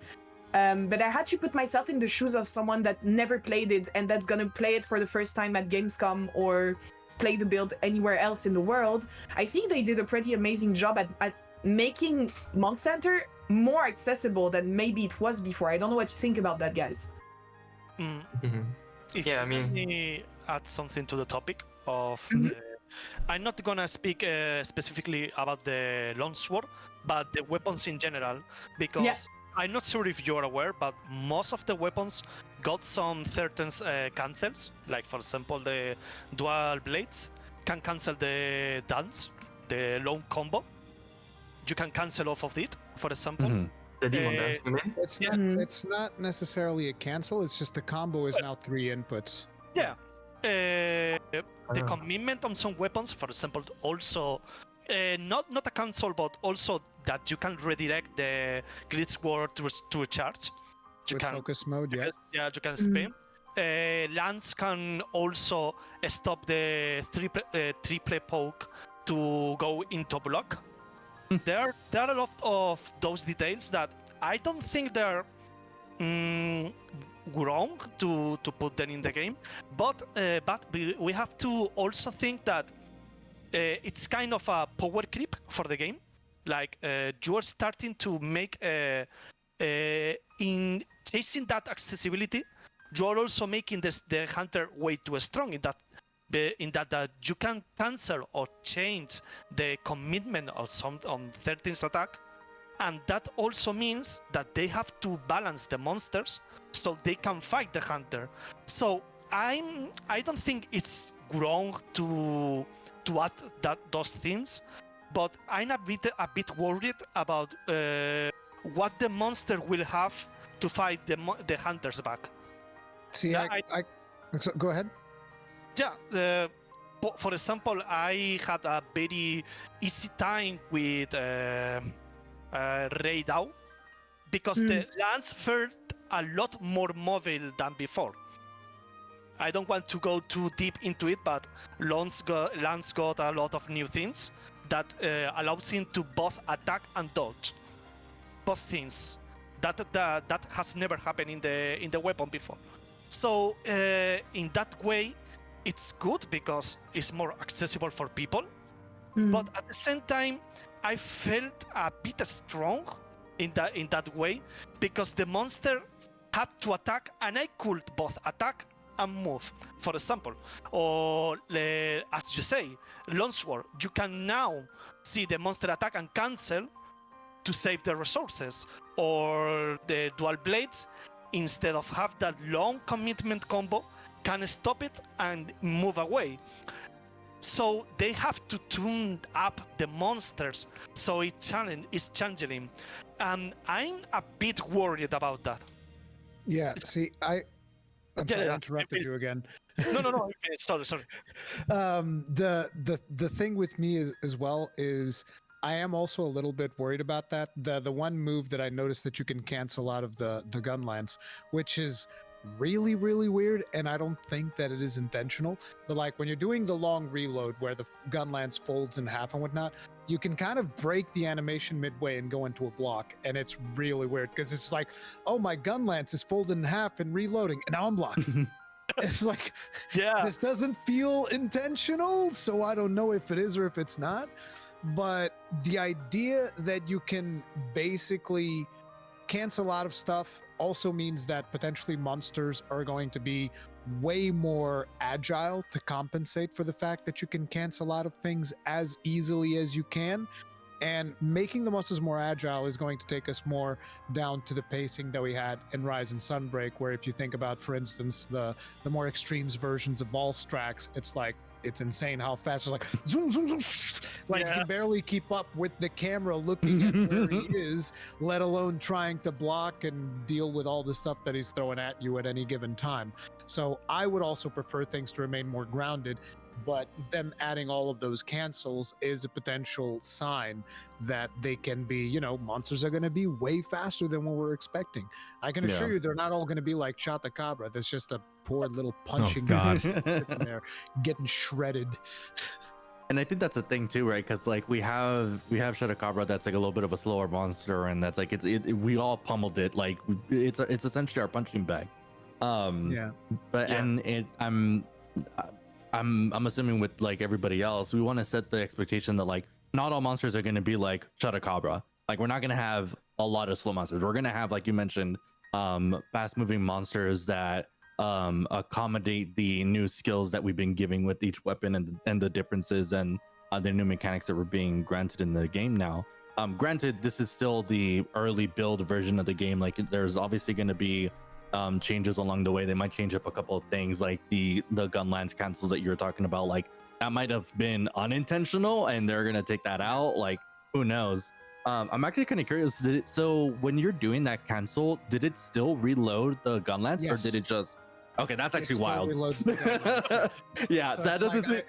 like, the thing is, it's not like reloading your gun lance, even with the long reload. It's not like it's a massive animation. Yeah, You were able to cancel out like almost half of that animation by just like spamming That's the wild. block button, and it goes like, now it's folded, and I'm blocking, and I'm fully reloaded. So okay, yeah, felt that a doesn't little seem bit weird. Yeah. intentional. Yeah, that's what I was saying. It doesn't feel Damn. intentional. Whereas I was wondering, and today I spoke with Paradise and 2-6 actually, and I was asking them about this longsword cancel because I didn't play the longsword, so I don't know exactly how it works. And I was wondering how they felt, if it was intentional or not. And it's like, no, there's actually a prompt to Mhm. sheath your Mhm. weapon. I was Yep, like, yep. That's 1,000,000% intentional. There's even a prompt for you to sheath Yeah. your weapon. So yeah, it makes Yeah. sense. Yeah. So that cancel is definitely intentional.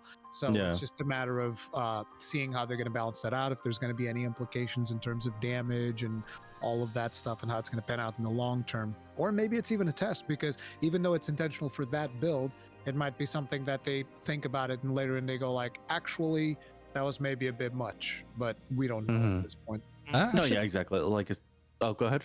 I was gonna say that actually makes me curious, because like there are a lot of things that aren't like specifically stated in Monster Hunter that but are like extremely nuanced. So like for example, like in World Iceborne, and even in Rise Sunbreak, when you're playing Charge Blade, if you're just like running, right, and the monster is about to hit you, you literally just tap your shield button from just sheath, and then in that instance you can guard point, right? But I don't think Yeah. that's ever like specifically stated in the game, so it makes me wonder if that might have been a deliberate deliberate change to the gun lance. It might have been, because they've also added a bunch of guard points to stuff. Like if you guys have seen the combo that I was talking about, the Wyvern Stake Full Blast, that has guard points built into it, whereas we didn't have those before. So quick reloads now have guard points, which is such a... We've been asking for that for so long. It's like, oh my god, quick reloads with guard points. Oh, I can't believe it. So, and not only it's a guard point, it can also do the perfect parry thing. Oh, okay. So just midway through your combo of doing like the Wyvern Stake Full Blast, you can block stuff, which felt very, very good. So yeah. Rurikhan speedruns win. I don't When? Hey, look, Join listen, us. listen, Join you us. want to know the speed run that I put the most effort in? It was my 14 minutes of doing Alatreon with Gunland. So it was my 14-minute run. It was the best time I ever did on him, and I really just wanted to get a kill where it's like, I want to kill where I don't cart, because I could kill him, but I would usually cart a couple of times, and I Yeah, was like, yeah. no, I want to get like the perfect kill where I don't cart, and I spent 13 hours on that run. So you know, that was my speed run, 14 minutes. But that's good. I mean, you know, that's a Is it you start. gotta start somewhere. It's a start. Trail? Yeah. I don't think it is. Isn't it No, like 5 hey, minutes no, or no, something that most weapons are doing? You think that we do like sub 2 speedruns like first try? No, we Yeah. all start somewhere, and we Yeah, all but it's have like- like plus 10 minutes every time. The thing is, I don't like the idea of the resetting. Like I know that Yeah, yeah. that's something else. That's So Yeah. it's like I didn't even reset those. I would still kill them. Like I would fail the run that I wanted to do, and I would still kill them, and then go again and again and again and again and again, because I just wanted to do it with the gun lance. And you could definitely tell that there wasn't a monster that it wasn't really all that thought out for gun lance. But I was like, you could still do it. 100% you can do it. And Jay Can actually did it recently as well. He did a gun lance kill on Altran, which was really cool. Nice. So yeah, I just hope Wilds monsters are gonna be able to keep up with the hunter. Mhm. I think Yeah. that's a very important thing. They will need to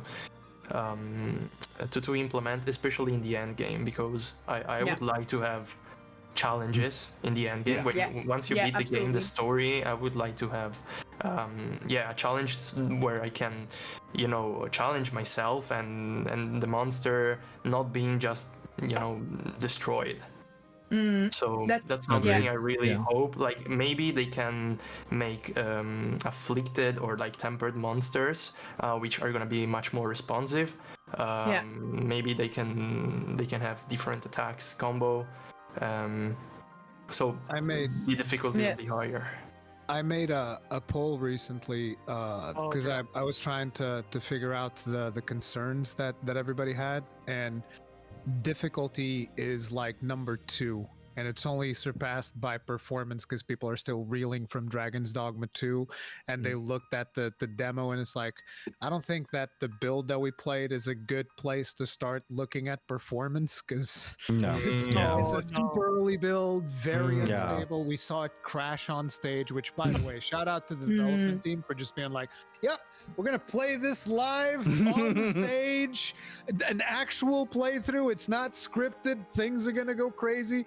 Ryozo's gonna go fishing at some point. Like, shout out to the devs for that. But yeah, that build is not, which is why that build is not a demo, because obviously Exactly. nearly ready for public consumption. But yeah, the second biggest concern that people had was most definitely the difficulty, because I think everybody is still reeling a little bit from Rise Village, which is like, I mean, come on. It was story mode. Yeah, it was story mode, but It was story mode. like My Little Baby's should Monster still- Hunter. you should still have to be challenged, because like, look, the reason I stuck with Monster Hunter wasn't because like I went into a Monster Hunter game and I was just able to destroy everything. It was specifically because when I would get into those hunts, the very first time that you're actually hunting on like an old school Monster Hunter, you're scared of the monster. It's not a joke. Like, you're going, Yeah. again, I'm not talking about experienced hunters. Experienced hunters will go in there and it's like, oh, I don't care. It's whatever. It's super easy to kill. What, a Rathian? I don't care. First time you face off against a Rathian in an old school It's scary. scary. Oh yeah, It's super Pretty- scary. This Very monster's scary. gonna wreck me. She Yeah. poisoned me. Oh my God. Yeah. I don't even know how to deal with poison. How long does this last? I'm gonna die. She flies. What do you mean? You're like running everywhere, picking up my. Can I eat this mushroom? Will that Tail do it? flip, the tail flip. It's like you used to be scared of them, and I kind of feel like in Rise, even brand new players, they wouldn't have been scared of the monsters because it was just like, it was a joke. So that, yeah, people are concerned about the difficulty. But I think to jump on what you all said, the monster that made me a bit less scared about the difficulty was when we tried to face Raidao. I really enjoyed the fight against Raidao. I'm gonna be the devil's advocate right now because I picked Lightbogan against it, and I felt that I was not being punished enough for my mistakes, so I hope that this will change in the near future, because I was kind of expecting light bowgunners and heavy bowgunners to kind of go from a different direction from Monster Hunter World Iceborne and Rise, where I felt kind of safe every time. Like, I would not get one shot like in the previous old gen titles, which is something that I miss personally, because the thrill of playing Shin, I don't know if you agree with me, but maybe for us the thrill of playing bowguns is actually to know that one attack you miss a dodge, or you reload at the wrong time, or you position yourself in the wrong way, You will Basta, go you're done. into Bye. tier rank and you will No? get one shot by everything. Yeah, I miss that. I really do miss that. It was, I miss it a lot. And You're so unfortunately, on Wilds, I don't think how you feel about it, but I think we're still going in the World Iceborne direction, which is making me a bit sad, because it feels so strange to say that I want to be more scared when I'm playing my weapon, right? But that's genuinely what the kind of experience that I want. I want to be scared of the monster. I want to be scared. I want, when I see, because right now, if I was to go into World and I see a Rathian, I'm not scared and beat the crap out of her. It's going to be one of the easiest things ever. I don't think there's a lot of things that would scare anyone here right now in World Ice, except potentially like Fatalis and Alatreon. I guess those can be a little bit scary. But apart from that, there's not really that many things that you're gonna go in there and it's like, oh, okay, gotta be careful with this one. This one's actually kind of scary. Arch-Temper Namiel. Yeah, I was about to bring up. There's also like Volcana. Yeah, she'll beat me up real bad.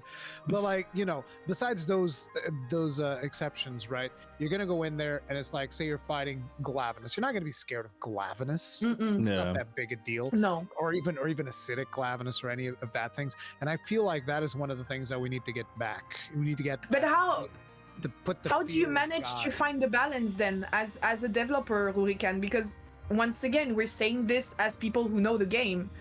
You don't think that new players will not be scared of Doshaguma or Raidao or Chatacabra? Okay, no, but Chatacabra, no, they're you have to. I don't know what you mean. I don't know, man. Have you seen them? I mean, no, it's cute. Okay, it's just cute, but but it's like I really wonder that was the question that I asked myself when I came back. It's very tempting for us to say, yeah, it's easy and the monsters aren't scary, but because we know what we're doing. Have you seen the people play the builds around us? Yes.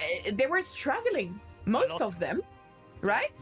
So there's actually a system that I think is going to help us there. I don't know if you guys looked into that yet, but there's something where monsters in the field are going to have varying levels of strength. They have like a star system associated with it. There's even a monster forecast where you can actually see how long the monster is in the locale and how strong it actually is. And based on the strength of the monster, it is also going to give us additional rewards.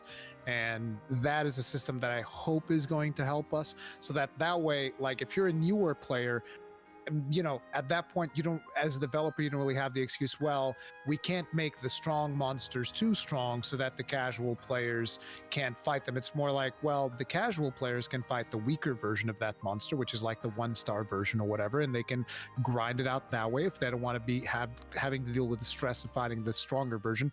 But I hope that when it comes to the stronger versions, they will make us fear those versions again. Like, you know, I would wish that, let's say, even in the early monsters, because I know that a lot of people are going to disagree with me, but like, let's say you're fighting a Doshiguma. If it's a 3-star Doshiguma, I want that Doshiguma to beat me the hell up. I want every time that he touches me, I want to feel it, right? I want to like, oh crap, he friggin' hit me with that swipe. That thing friggin' hurts. Like, you know, I want that Doshiguma to hit like, you know, those Apex or Zeros and Hazard quests that we got at the tail end of Rise. That's what I want to feel, right?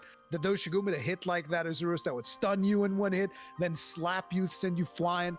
That's what I want for those monsters. But again, this would be like the level 3-star monsters, which, you know, if you're a casual, if you're somebody who's starting out, you can avoid those and you can go hunt the easier versions of them so that you don't have to stress out about it. So I do want to go off of that actually, because that's a system that I recognized right away, and I think I told Knight about this, but that's a system that's implemented in Monster Hunter now, the mobile game. It's exactly that. So it is exactly that. You get to see the difficulty level of a monster, the 1, 2, 3. I think it goes up to 4 yellow or 5 yellow stars, and then for the 6-star, it's a purple. Yeah, it goes 6, 7, 8.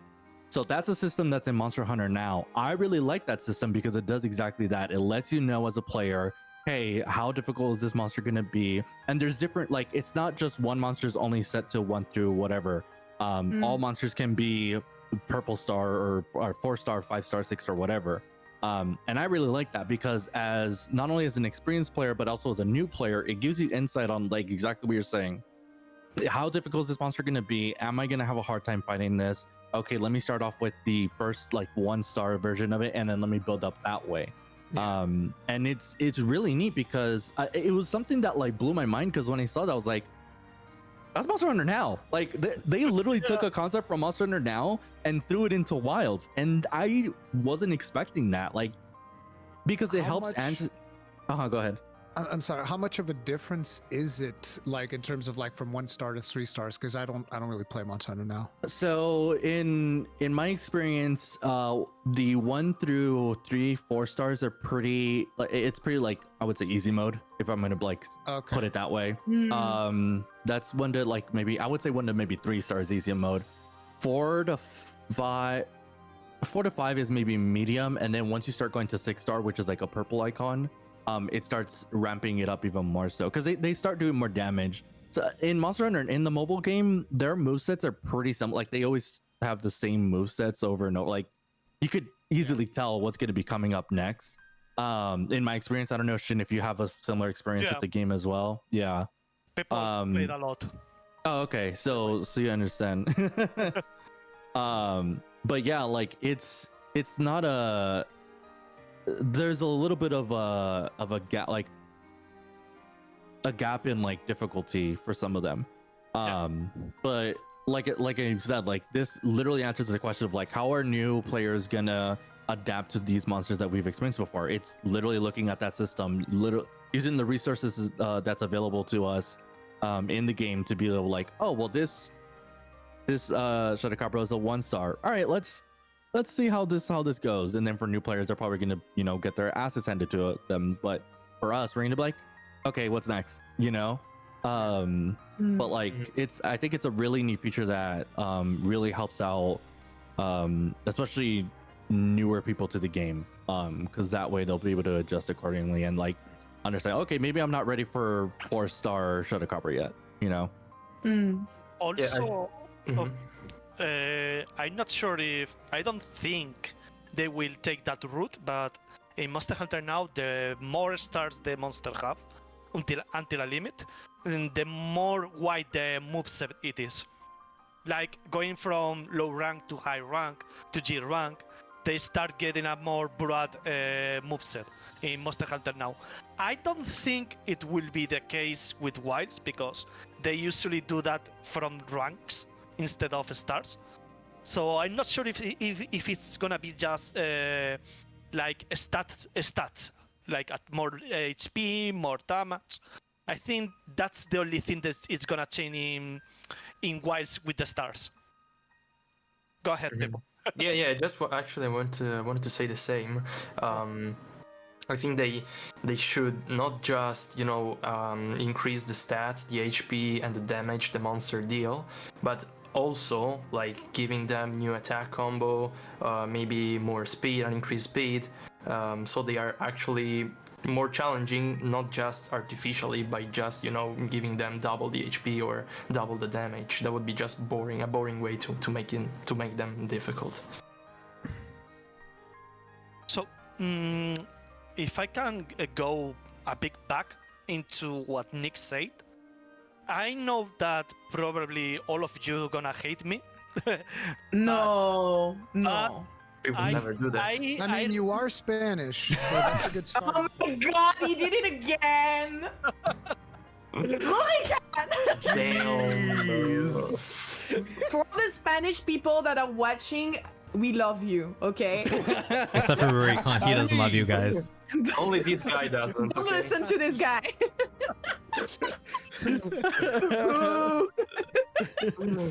I'm joking. Look, people take me way too seriously. It's getting harder and harder for me to joke about things. Everybody thinks that I legitimately hate longsword. Everybody, everybody's gonna start thinking that I hate Spanish people. It is like I don't. I really don't. So yeah, I didn't really enjoy it right now. Oh yeah, you told me. Right, you told me. Tell us why. Okay. I think the Raidao from the build we played is not the real Raidao. Why? He had like, I think we can count with the fingers the amount of attacks he had, like 7 maybe? I don't think he had more than 7. Even the low rank monsters from, I don't know, Grijagras, Puke, Kurujaku had a more broad moveset than Raidao. And Raidao is supposed to be the apex of the map. But it has like the bite move, the tile sweep, the lightning attack, the back flick attack, and the spin move. And of course, also when he's enraged, he does the big thap. But it's like 7 attacks from a monster that it's really, really slow. That it's like he telegraphed the attacks way too much for my taste. They look cool. Okay, the monster design itself is amazing. I like it a lot. The animations from the attack are also a lot of cool, but the combat itself, it feels like, I don't know, I really didn't have any issue with him. The only issue I had is because you have a very low armor and you probably get one-shotted in certain attacks. But if you think when you play the full game, if that's what Raidao is gonna be, it's gonna be really, really easy and simple. Underwhelming, yeah. Underwhelming, That's the exactly, word, yeah. underwhelming. So I really hope that it's because they limited the moveset for the build we played, because otherwise it didn't feel like Apex, you know. Mm. I seriously think it's like 7 moves. If you think about it, it's really low. Mm. Yeah, I It's actually 7 also, moves, yeah. Sorry. yeah, Peppo, also the go. feeling that they maybe nerfed it in that build, because yeah, it's an Apex monster and his moveset was really predictable. That's the feeling I had. Well, yet a lot of like people died in front of Raidao. It did not prevent them from carding, right? Like, honestly. Because Yeah. everyone thought. I mean, you have a lot of low armor, so yeah, you can get killed. Even Yeah, but the thing is, like- yeah, the thing is that he had that one-shot attack in Rage, the Thunder attack. Yeah. That was one-shotting. And The one when you're under him? yeah, exactly. Don't go under me. Yeah, so I actually carded once against the Raidao because I thought that when he was casting that attack, you could go under him and be safe. But actually, it's not true because he can cast that attack under him, like on his feet, and you're gonna card. And yeah, so probably yeah, that was funny. Yeah, probably people were carding most likely before of that one-shot attack, but all the other attacks were really easy to predict and avoid. With Lightbow gun. Oh, sorry, Shin, go ahead. If I can tell something that I think was funny, when I went into the multiplayer demo, my 3 teammates went for the Doshagamo. So I directly went around the map waiting for... Did you fight Raidao? Yeah, I went directly for Raidao. And wow, bro, you left all your teammates in front of Doshaguma and you were just like, I'm gonna go for Raidao. Sorry, guys. That's the theme. I have priorities. The staff came and Sucks told to me, be them. you know your teammates are not there, right? And I was like, yeah, I know. Don't worry. That's a them I know how problem. to play this game. You're fighting alone. And I was like, yeah. I know what I'm about. At some point, someone of our this is the funny part. One teammate, like, I don't know if the Doshagamo move or whatever, but he came to watch me fight the Raidao, and Raidao watched him, did the lightning attack, and one-shotted him. Wow. So I was like, oh, he's here. Wow. Poor guy. What are you looking at? Don't. Deleted. But Wow. That's the story. You can continue, Nix. No. I was just remembering funny moments from that fight because I mean I was using Lightbogan for this fight and I agree with you that the moveset felt a bit limited to the point where basically I don't know, you did not play Lightbogan, right, in front of him? Me? I did a bit. Yeah. You did a bit. Yes. I was very, very surprised because I did not expect. I mean, I expected me to just get one shot by almost everything, because as we all noticed, our armor was extremely low, and even the Capcom CMs that were on the site on this day, when we're discussing Raidao, they were like, "No, you're not equipped to fight it, but if you want, you can try." So I was expecting something that was going to be way more punishing, but with Lightbogan, every time I got hit like 3 times, and I got left around 10% of my HP, which is a lot, in my opinion. And surprisingly, giving that armor was a lot, definitely. Right, it was very surprising, and also I noticed that every attack that he was doing, I was playing like a Giga Chad. I was like really in front of his head the whole time, as usual, and I was just like, trying my luck to see when I will die or not. It never killed me, and that's when I agree that for me, what shocked me is the amount of new moves that I was being given as a Lightboganer were really clashing the lack of movesets that was being given to the monster in front of me. So that's why I'm also a bit. Are monsters going to follow us? Yeah. I don't know, because we're being given so many new tools, so many new quality of life things, but I did not feel that the monsters were so much of a challenge until now. That may change, of course. I think it's important to mention that usually a lot of show floor demos will end up being a little bit easier so that everybody can have like a relatively easier time. So I don't know how much they would have scaled that Raidao to be overpowering or not, because in a way, if you think about it, you want people to be able to see Raidao. To see, They don't want you to fight him, but they want you to see him and to kind of like sense his presence. So they potentially don't want Raidao to just walk around brothel stomping everybody. They just one-shot you when you're fighting the Shaku, like, whoa, goes up to a person that spends 10 hours in queue, carts him 3 times. Yeah, It's like, imagine. get out! Yeah. I found the Raidao, apex, end your guys. streak real fast. So it's like they probably nerfed it a little bit, especially with if they were expecting queues that long. So that wouldn't have surprised me. I expect the game to be harder than the version that we played, but again, I don't actually know if that'll be the case or not. Yeah. Fun fact: you can triple card in the demo and still keep playing. Really? Oh, okay. It doesn't fail the quest. Yeah. How do you know that? Because my teammate Oh, Guess what? Self-report. How do you know this? Yeah, I was like, how do you know that? yeah. I was surprised too. Yeah, but I was wondering. I was wondering like if the HP of the monster would change when you start again hunting game after the quests failed, basically. Like, is it gonna recover some HP, or is like the HP is gonna be the same I think you fail the quest? In our case, I think he had the same amount of HP. It's just that since he went into his nest, like as usual, he regained a little bit of his HP because he was sleeping or something. But I don't think this change didn't it? I think that if you triple cart, he should eat you and recover his full health.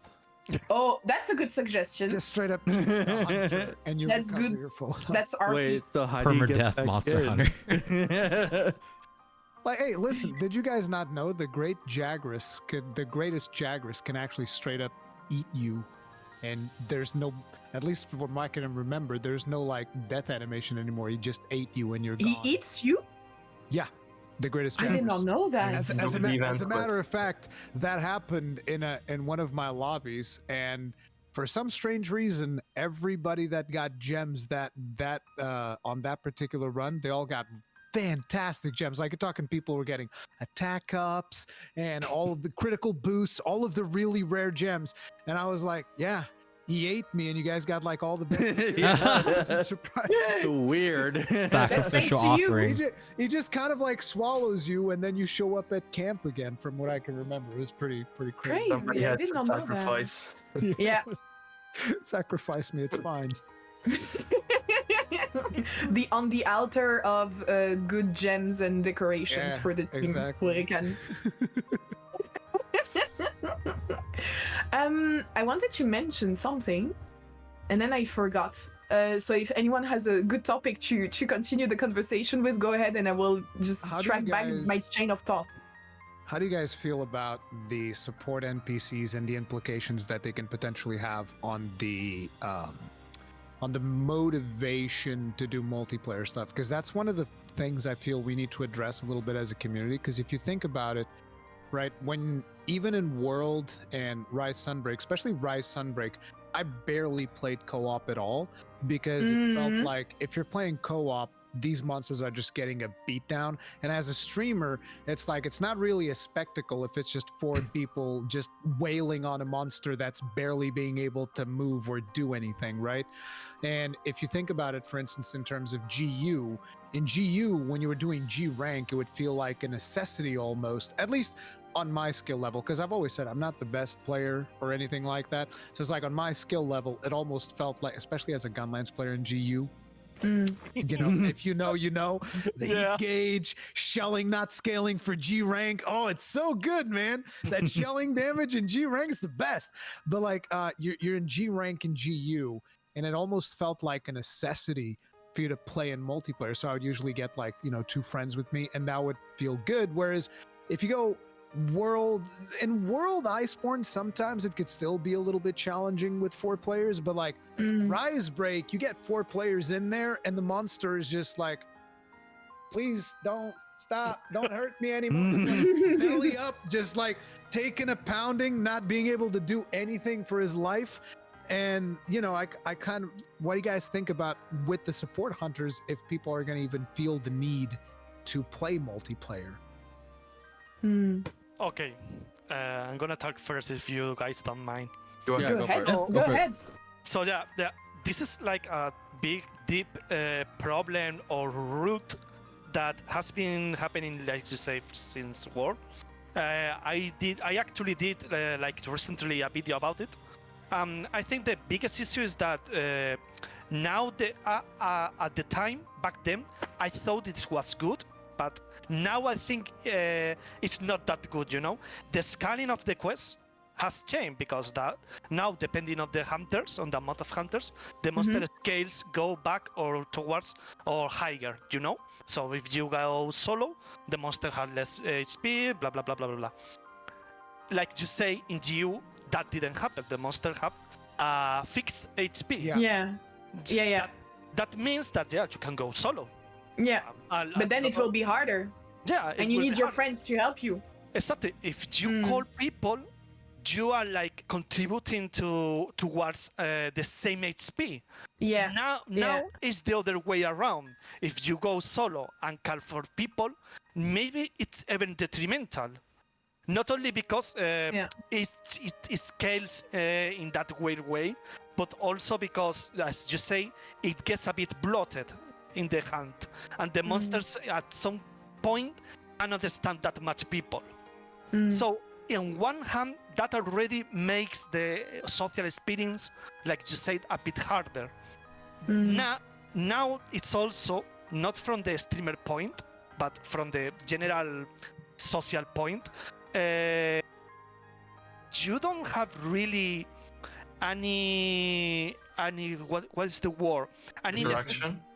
yeah, to call people to, because it even has the ASOS what's SOS? SOS player. SOS, Yeah. So people just came inside the quest, go hunt the monster because it's already in the quest. So nobody talks, nobody say anything. They just go to the hunt, kill the monster, and you can be sure that you won't see them again because they will go back away. They will go after You're 20 afraid that seconds. we lose the social experience of Monster Hunter in the near future? Yeah, he made a really nice video about that. I saw that. Yeah. Really nice video. So Go watch the video, guys. when you mix that, and also like you say, they are the followers one, then you start to think, why would I call NPCs that can kill the monsters so easily when I can simply call other NPCs that maybe talk even more than the real people, and the hunt can be even more interesting, you know? Not sure if I'm expressing my point correctly, but I really think that the mix of everything makes that the game is losing their social point. Like, you can still feel it because you can stream, you can make some Discord groups. Yeah. But at some point, one side is starting to disappear slowly, and the other side is maybe growing in size. See, that's where you get back to the social aspects of, for instance, GU, which was actually phenomenal because you had those lobbies that people would make where it'd be like you would take turns. So it's like, okay, now it's my quest, and we're gonna go farm for me, and then you do a turn for somebody else. Now it's your turn. What do you farm? And you know, you would be taking turns for Please everyone. do my urgents. Yeah, and so that stuff is. I feel like it hasn't happened nearly as much. I feel like for World and Iceborne, particularly for more casual players, that probably has happened. But I feel like as the player skill level starts to increase, eventually people no longer feel that need. And I feel like that is also one of the aspects, because at least I have a lot of comments in my community where people are just like, I don't want to play with other people, so followers are great. And it's like, yeah, I understand, but they also have a downside to them, which is there's not as much motivation to play with friends or even to meet new people. This is one of the things where World excelled at with events like Cold to Roth, events like Safi Jiva. Like I was organizing those lobbies in my channel, Safi Jiva, Alatreon, Fatalis, because I was like, I want everybody to get as many clears as possible. So you can actually, those streams are still in my channel, like 6 hours long stream of me like, I'm done with this, but I'm going to be hunting it for 6 hours to make sure that as many people as possible get it, right? But those really brought back that social aspect, and it's just, I almost feel like there needs to be something in the game that is that motivates people to play the game, to give you a reason where it's like, this is why you should team up with other players. And like I said, in GU, you would do it out of necessity because, you know, not a lot of players, especially if you're talking like casual level, not a lot of players are going to be able to do G rank hunts by themselves. Yeah. I even timed out some G rank hunts. Like there was one with 2 hyper Brachydios that I was trying to farm alone with a gun these lance. were nasty. These things were nasty. I timed out remember those it. 50 minutes and I wasn't able to kill them both. And I was like, God damn it, this sucks. That's rough. But yeah, like, you know, there was a reason for you to bring your friends, and even if you brought friends in G rank GU, it's not like the monster was sitting on the ground just taking a beating. Yeah. Right. It was Exactly. still fighting back. It would still like kick your asses if you weren't paying attention.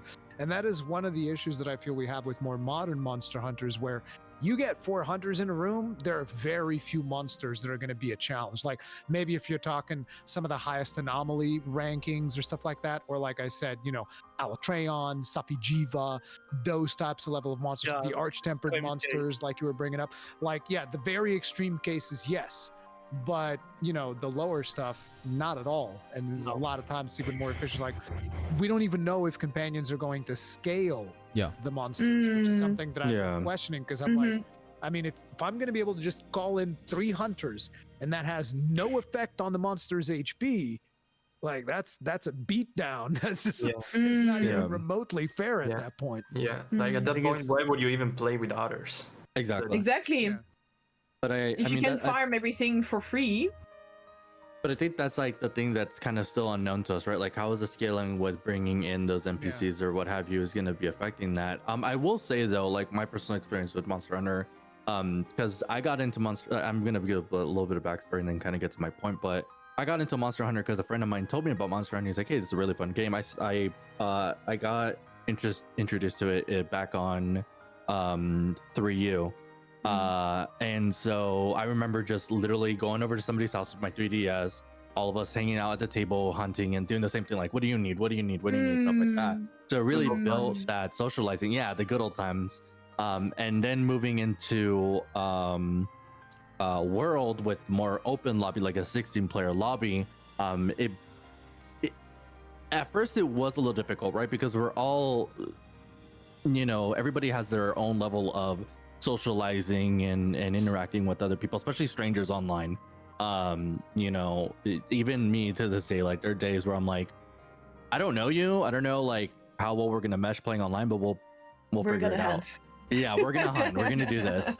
And so I think the biggest thing with like, I think what having the hunter helpers kind of helps with those people that don't usually play with other people. Like there's a lot of people in the community as well that they'll be like, oh, I've been playing the game, you know, so like for this much, but like I've only been doing the campaign, the story missions, and now I'm going into the bigger lobbies, but I don't know like who to play with and stuff like that. And then, you know, for me, I'm really big on like helping other people like hunting certain monsters. It's like the big 3 are like Eladrin, Fatalis, and Temper Teostra, you know. But I think it's all about setting up an environment for people to be able to come in, feel comfortable, to be able to play the game with others and stuff like that. So I think what and especially now with Wilds having crossplay, which we've all been begging for, we're all really wanting it. And so I think I know I'm so like when they said crossplay, I know everybody was at the same time, especially for Gamescom, we heard the word crossplay and we're like, say again? And so I think crossplay is also gonna help that with too, because there's a lot of times that people on PlayStation are like, man, I want to play with you, but you're on PC, I'm on PlayStation, and so on and so forth. But to kind of bring it all together, yeah, the NPCs can be a bad thing, but I think they could also be a good thing to help people kind of get used to hunting with other people, because that's also another thing we have to consider, right? Because you could be playing Monster Hunter solo, from here to eternity, but there's a big difference of when you're playing with other people as well, and I think the NPCs can kind of help with that.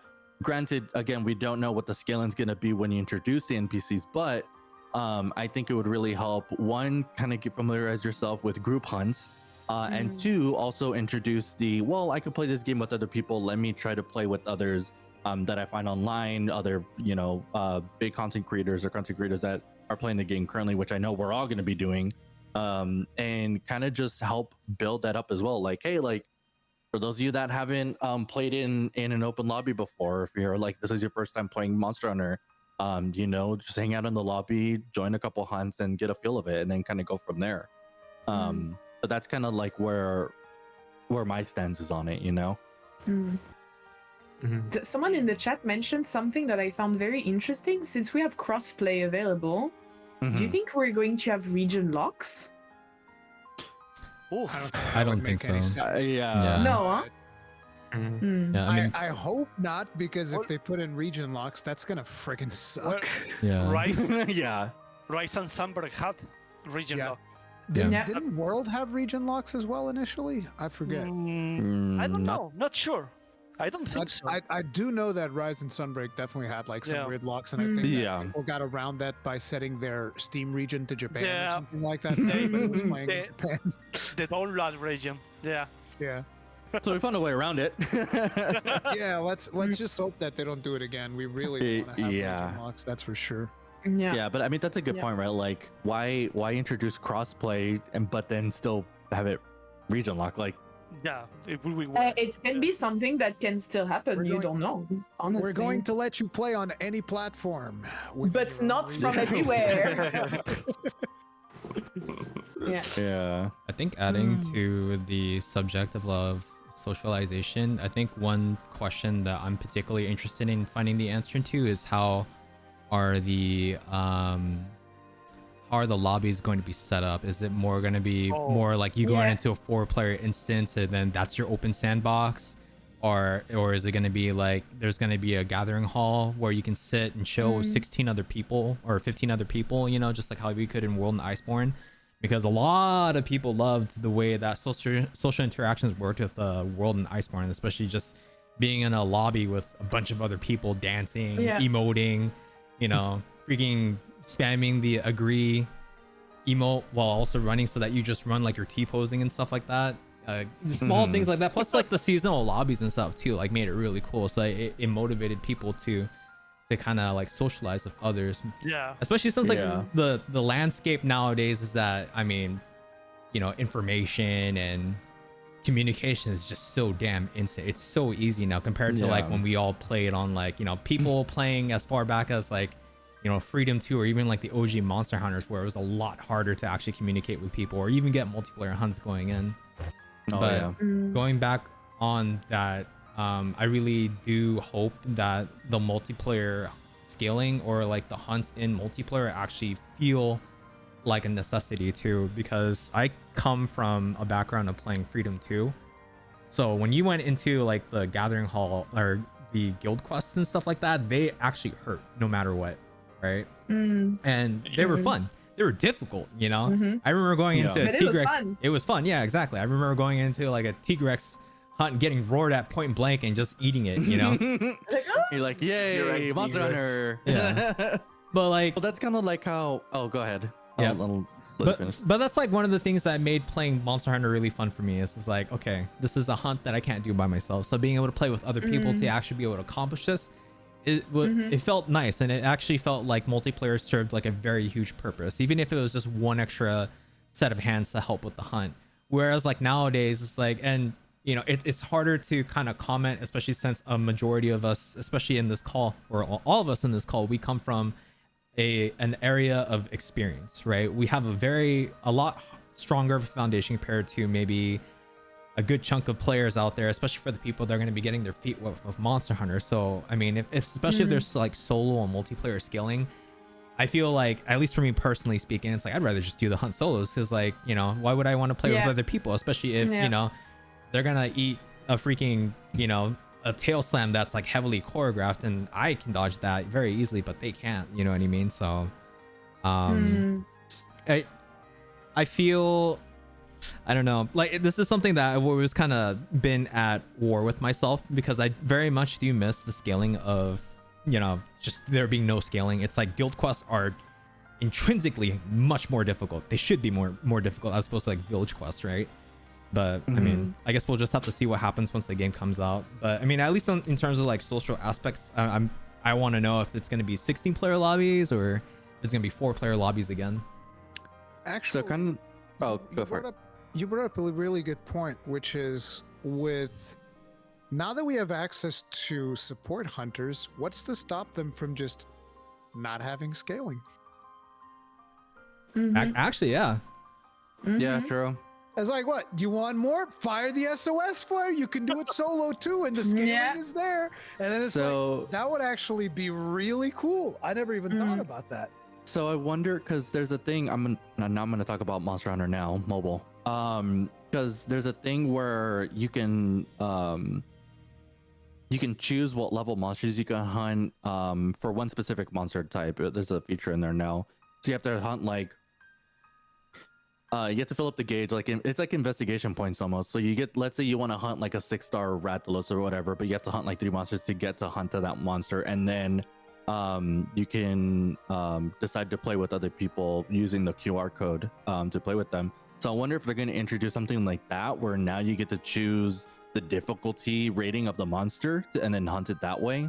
Because that could also be a thing that, like, if they're already implementing some stuff, and this is me speculating, but they're already implementing stuff for Monster Hunter now in the level ranking, I wonder if they could also bring that too as well, to kind of answer the question of like how we're going to make this game more difficult, right? Like how we're going to adjust the difficulty of certain monsters within open lobby hunts as well. Like you get to post a quest, but then you're like, oh, well, I don't want to fight a 3-star Shadowcabra, I want to fight a 6-star instead, kind of thing, you know?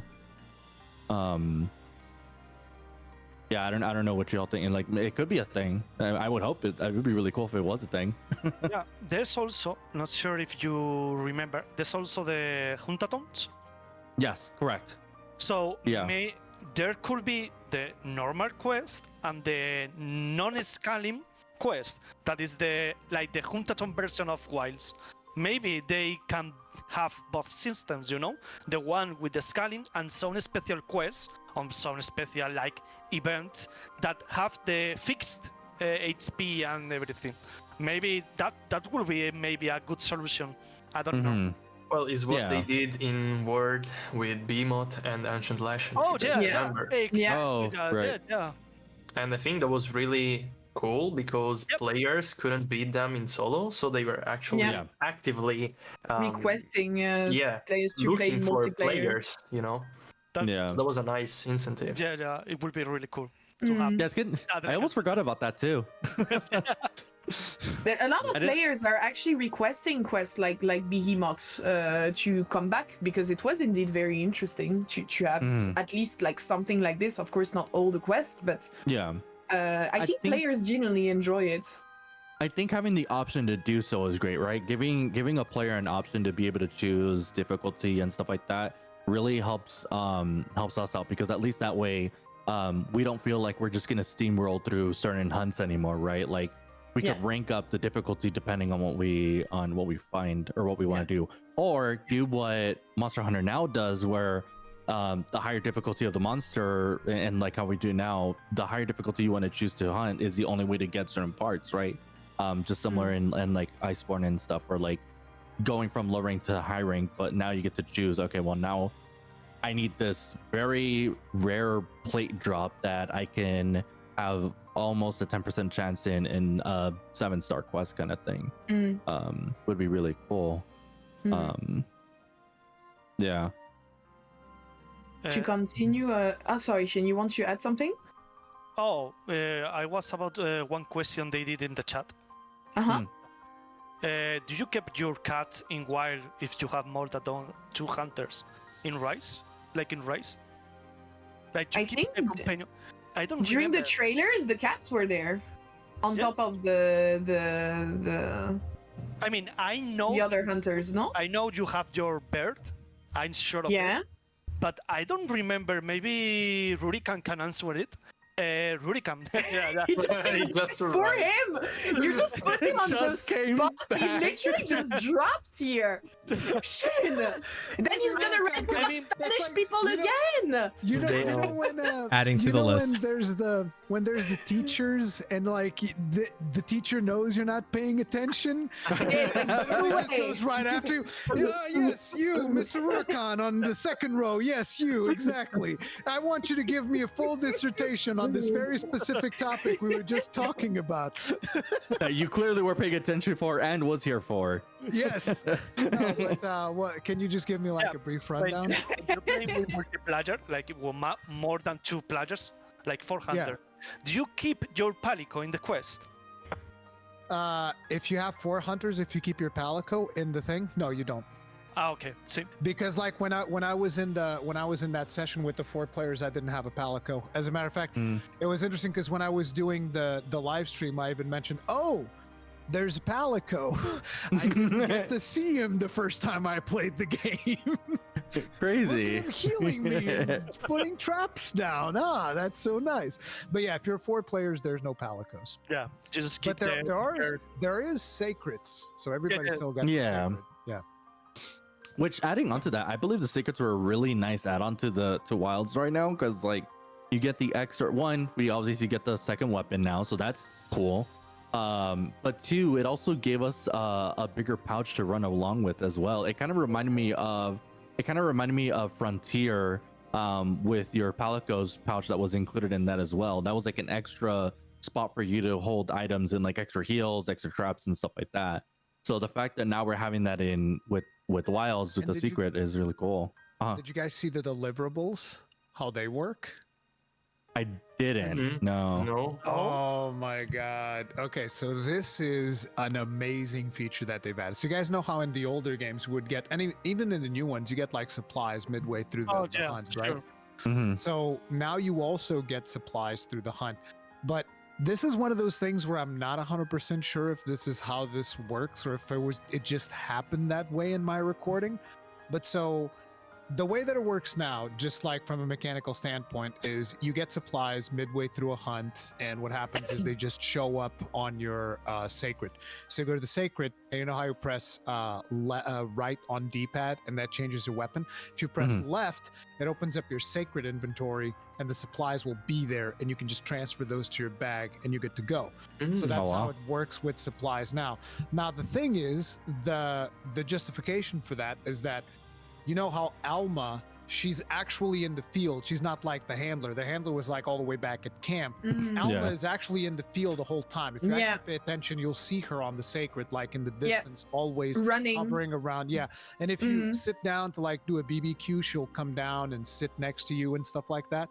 Mhm. So what I noticed in my recording was that I was fighting Shot the Cabra with the lance and, doing the thing. And Alma's in the distance, but then suddenly she starts approaching because I think Chatakabra got like tired or winded or something. And then Alma comes in, and then she sits next to my sacred. And I'm analyzing this footage after the gameplay, because during the gameplay I didn't notice it. No, yeah. But after the gameplay, I'm paying attention, and she's sitting next to my sacred for a little bit, and then it says supplies have been delivered, and then she leaves. And I was like, they've actually programmed Alma coming in, going next to your sacred, dropping the supplies, and then leaving. Again, I'm not sure if this was just like a crazy coincidence that it happened like that in my gameplay footage, but it felt intentional. So I really like that they actually went to that that's little cool. detail. Yeah. Mhm. Yeah, I actually didn't know that was I didn't pay attention to that. That's actually really neat though, because now you don't have to like, now I have supplies. You I don't gotta go have back to get those. Yeah, you don't have to get them. They're just straight up. Alma just delivers them to your sacred, and you just go to the sacred and get them. Yeah. And then now there's an animation that's related to that too, right? Like you're not like just wondering Again, how the hell did these get in here? No, I don't know if I was just lucky and something weird happened, or if that's. But it seemed very intentional because she went in there and dropped the thing, and then the supplies opened up, and I was like, "That's crazy if that's was intended." Yeah, there's another thing about Sacred that nobody's mentioning, and I, as a longsword user, really appreciate is that. Like, I usually don't play with the poly, okay? Because when you play longsword, you want to counter attack every time, so you want the monster to focus you, right? Mm-hmm. No, just say really... it like it is. Longsword users hate cats. I know. You know how no, most of them call their cats. You know how, especially TA wiki speedrunners. No, useless. Useless. You have so many TA wiki speedrunners, and especially longsword mains, that all their cats are called useless. Yeah. Damn, you guys are terrible. But anyway. Yeah, and I was saying, and the cool thing about Sacred that I really appreciated is that the Sacred, once it brings you there in that point, then he leaves. He's not gonna attack the monster alongside you. He's just gonna bring you there, and that's it, and he's gonna leave. And I think that's amazing. Like, that's something I really like about Sacred, because he's not gonna interfere with the fight. The fight is not gonna become chaotic because he's gonna, jump and run around like the Palamute in Rise Sunbreak. Yeah. So I think that's a really nice thing that they decided to do. I'm gonna name my Sacred not useless. Not useful. Actually doing something. Also on the Sacred theme, I don't know if I think it works like that.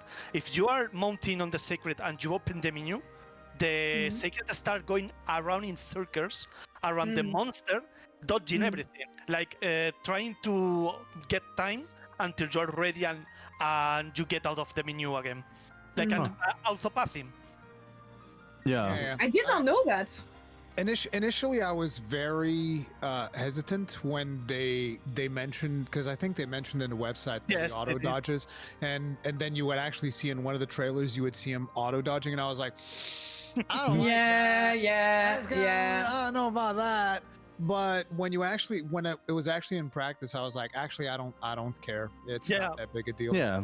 Mm-hmm. It's just one of those things that like it's just useful, right? Like why do you want to get interrupted during an inventory check on your bird, right? Like I do care about the fact that sharpening is too free if you do it on Sacred. It is way too free. Yeah, very, very. Yeah. It's almost to the point where you could almost remove sharpening. It's so free because unless some monsters, and I have a feeling that there probably will be, some monsters will be able to like dismount you, and that might trigger some kind of a cooldown or something like that. So like a roar or something. Yeah, so if you're too freely doing that stuff, like, when your palicos, they run out of health and they burrow underground and then they're gone for a while, I kind of feel like that might end up happening to Sacred. Like he gets punted over the head by a monster and he's like, oh no, I'm scared now and I'm gonna run away and you can't call me anymore for until I recover from my fear.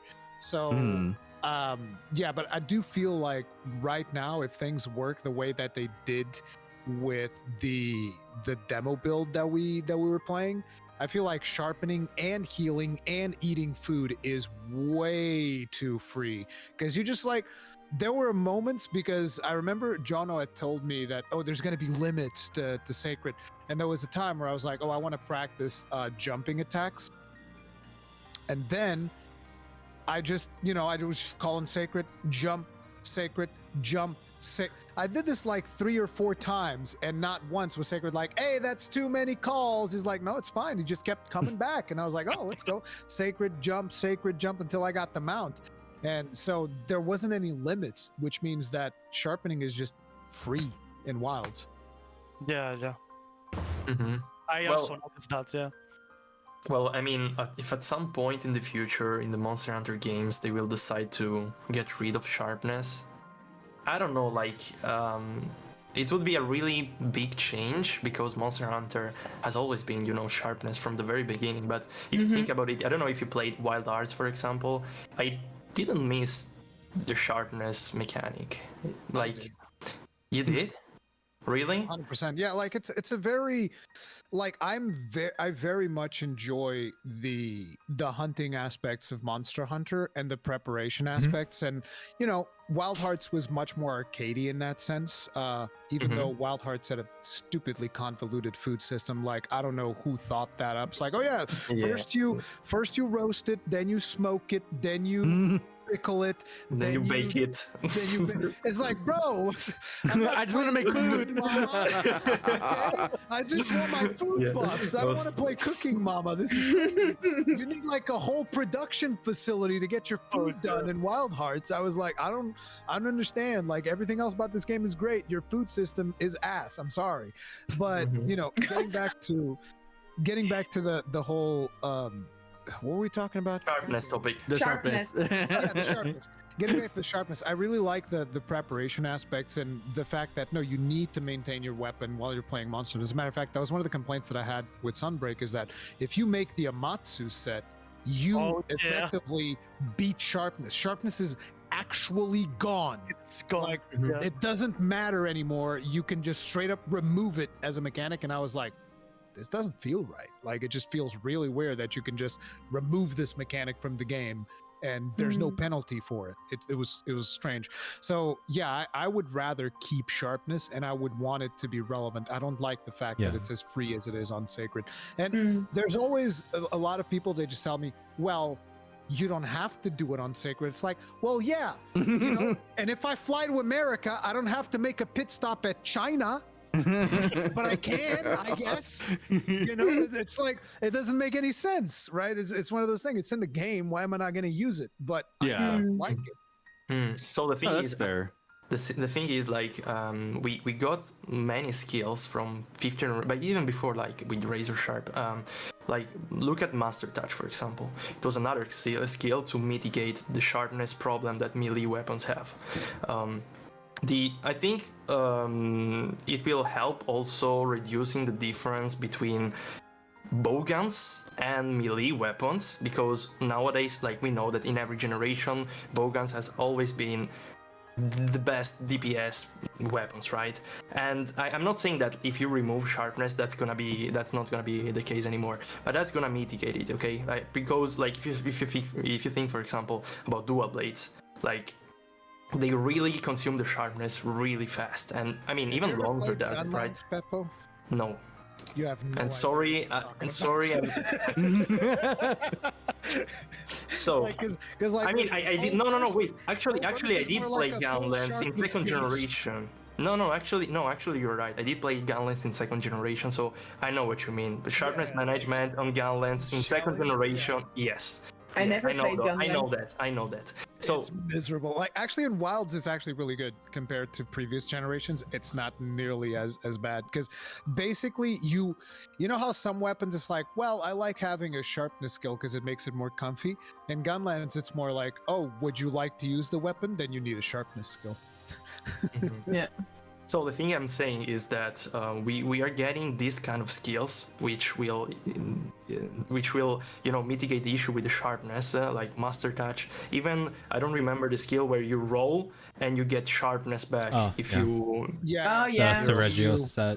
Yeah, you as well. Steve set. Yeah. Exactly. Then the Amatsu armor in Sunbreak. Like, I'm pretty sure we are gonna get something more, even more in Wilds and in 6th generation games. The thing is that at some point we are gonna get so many skills to mitigate the sharpness issue, and sharpness is already free in Wilds, as you said.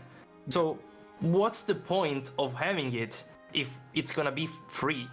That's the thing. That's the thing. I don't think it should be free. I think it should be. Yeah, I agree with you. But what if it's gonna be free? Because I think it's the direction we are taking. You are correct. Like, for the people that usually tell me, well, you don't have to do it in Sacred, and it's like, well, if it's done in Sacred, why are we even doing it at all? We can just remove it from the game at that point, because it's that free.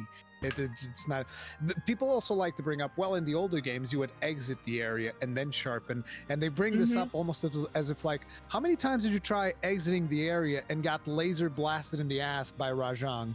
Oh Or yeah. Gravios. It's like, it's not as free as hopping up on Sacred and sharpening, is it? Exiting the area. People like to say exiting the area like in old school Monster Hunter games, the monsters couldn't catch up to you before you exit the area. Yeah. Yeah, you don't just turn your back on old school Monster Hunter because the No. monsters would catch up to you and beat you to an inch of your life. So yeah, Mm, it wasn't as free. You would be eventually be safe, but yeah.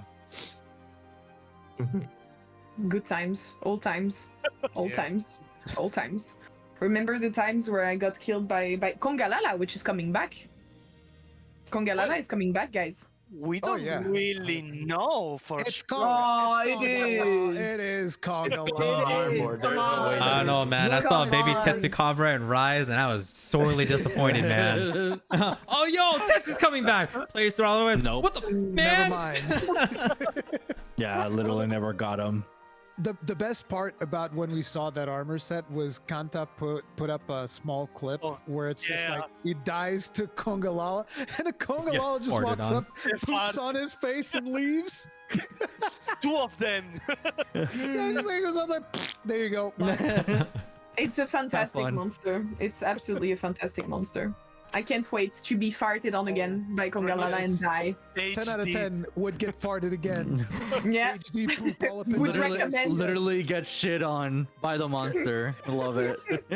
Yeah, prepare your deodorant, guys. I mean, listen, it's only fair considering we have mega dung bombs. Oh yeah, Yeah, true. That's true. That's true.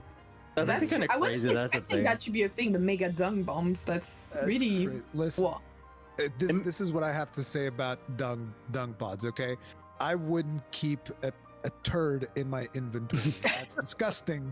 I don't know why people do that. I don't use dung pods. I'm a civilized human being. I don't fling poop like an ape, okay?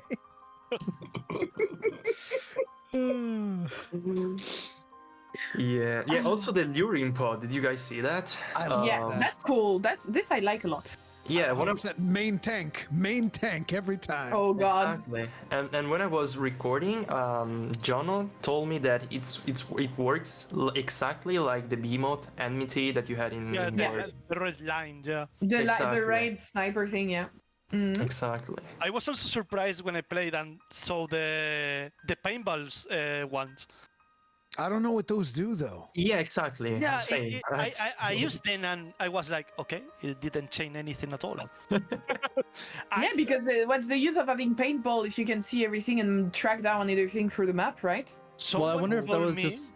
So the Uh-huh. description in the game says that the slinger ammo that makes a monster or location temporarily easier to find. That's what it's written. Easier to find. Yeah. But isn't it already very easy to find them? It is, Maybe but, you can lose track of the monsters. I Yeah. think it's related Maybe? to the start thing, maybe. To the difficulty thing, maybe there are two Oh monsters. yeah, some monsters might be able to like sneak away from you if they have high enough level because they're Maybe. experienced monsters. Yeah, And you can Like keep the hunt. think almost like what was his face? Deadeye Yan Garuga is like he's a veteran. He knows what he's doing. He's not messing around, so he can hide. That would be really cool, to be honest. Yeah.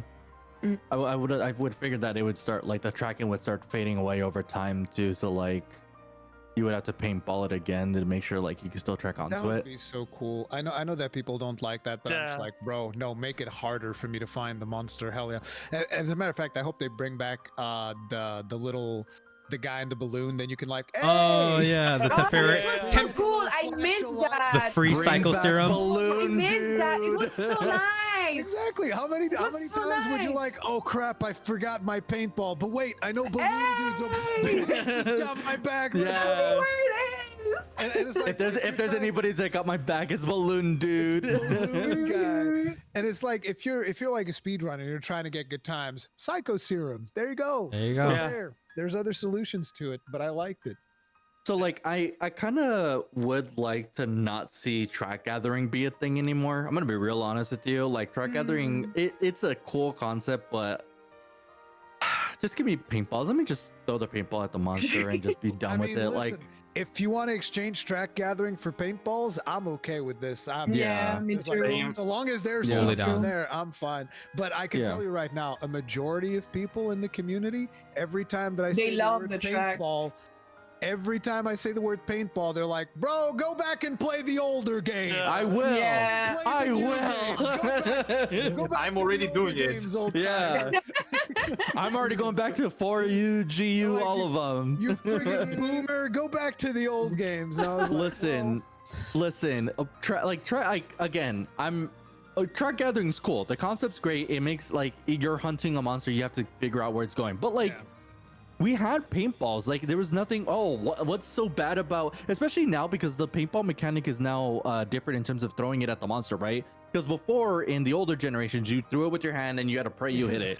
That was Yeah, you're hard. like, I Kobe. don't know. Yeah. Easy to miss. Good Yeah, easy to miss. But now with this one, we have that slinger. Like it's easier to just throw at the monster. Like You can just this is aim this. Yeah, like this is the thing. Like I love it when you bring up an old mechanic that people just shit on because they still think of it as an old mechanic. Where people was we're in fun. 2024. We've learned. We're now doing this. Like I was joking around with my community. I was just like, I hope they bring back underwater mechanics again. Like, and everyone was like, "Oh, underwater mechanics sucks." Like I hated that. I don't And want I'm like, underwater so mechanics. no, listen. So long Again, as they adapt the combat, I'm okay with it. thank Yeah, you. I would And have to that's the agree. thing that I keep- Traumatized. If the by it. combat is improved, then it's totally fine. And that's the thing that I keep telling people is like, yes, underwater combat back in the old games sucked absolute balls, and I hated Unless it. you I were guarantee it. Shincry and played the then it was fine. Exactly. Yeah.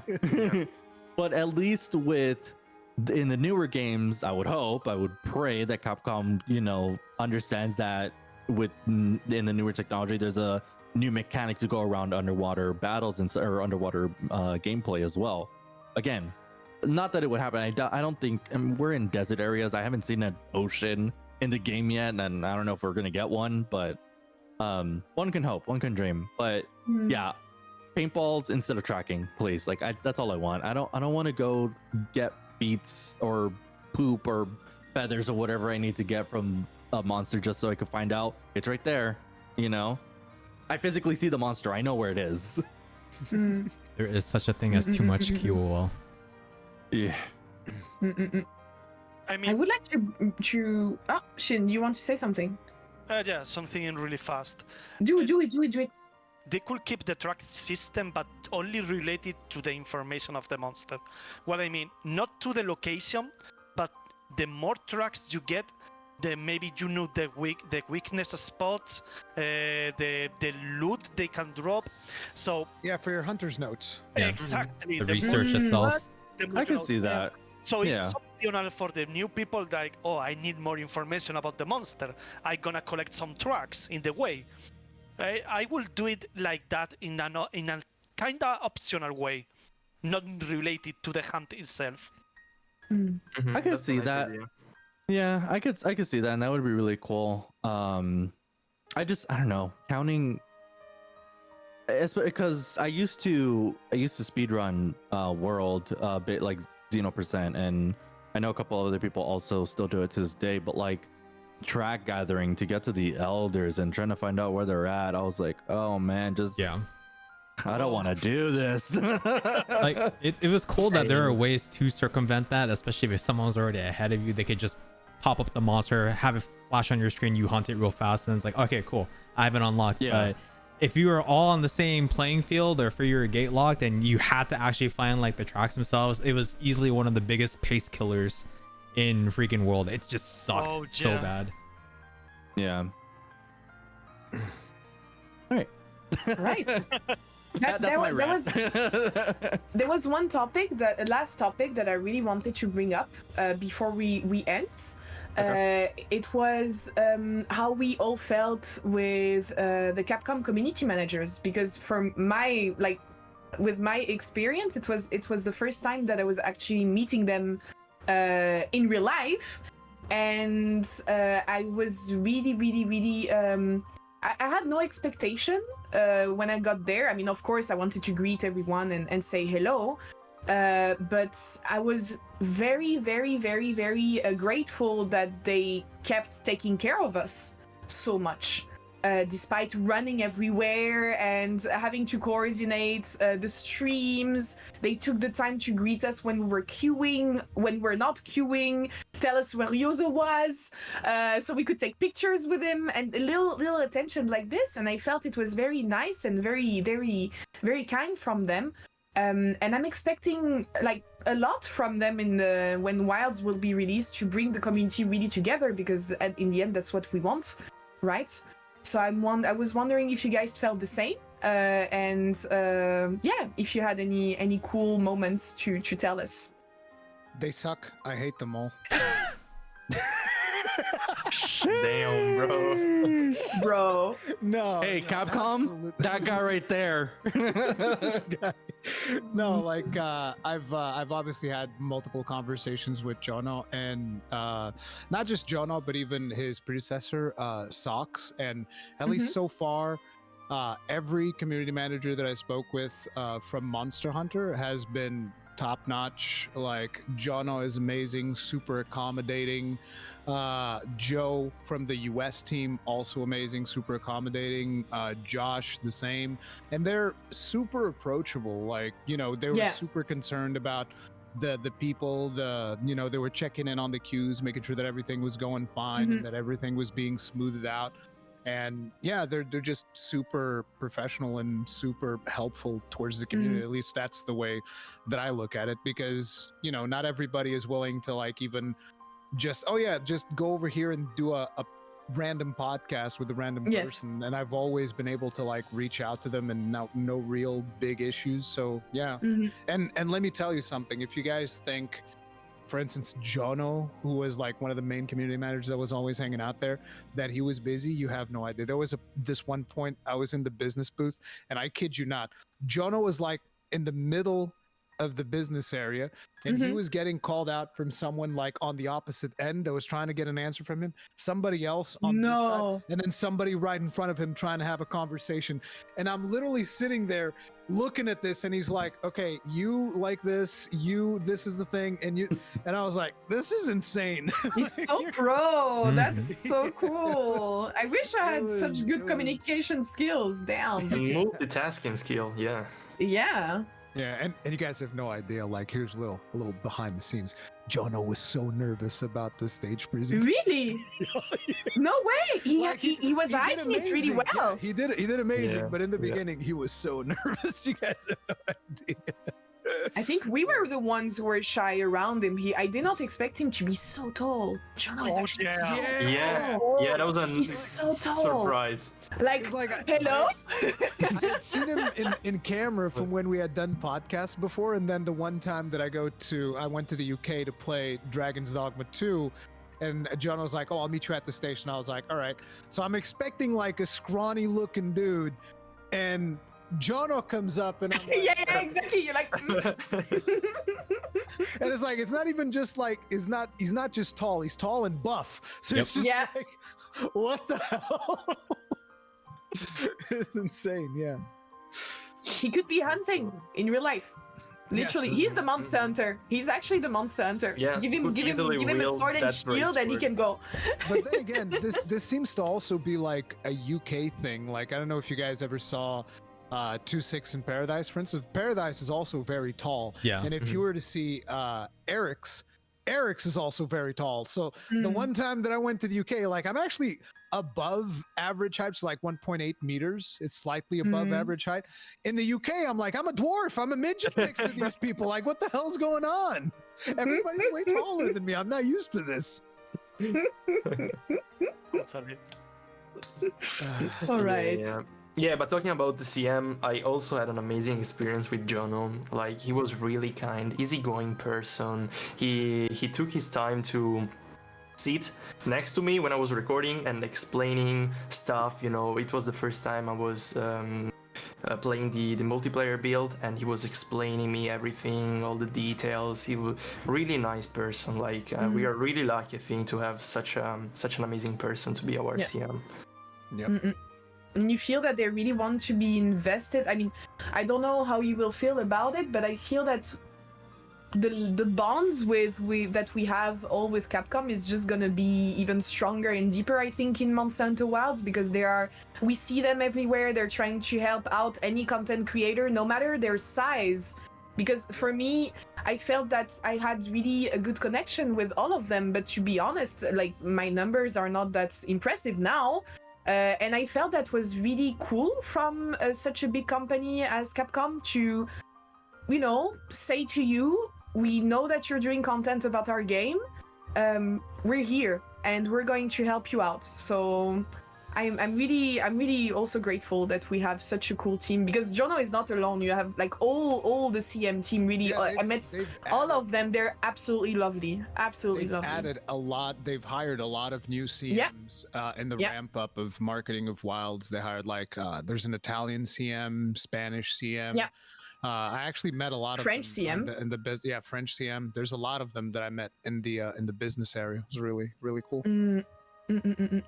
Yeah, personally, I also have a great experience, not only with Jono, but with Maria, the Spanish one. Maria, she was so cool. Yeah.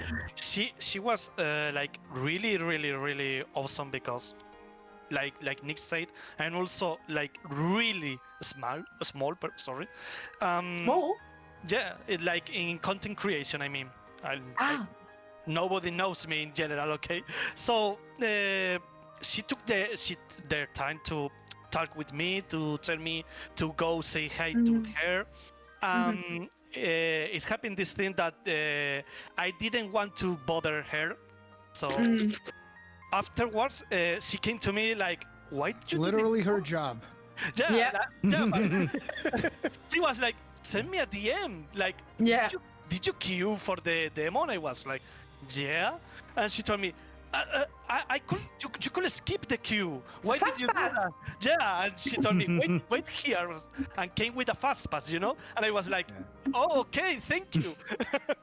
Yeah, that was amazing. So of course I was like, okay, she's great. A very good experience with her. I think I've What met... about you guys from the other side of the sea?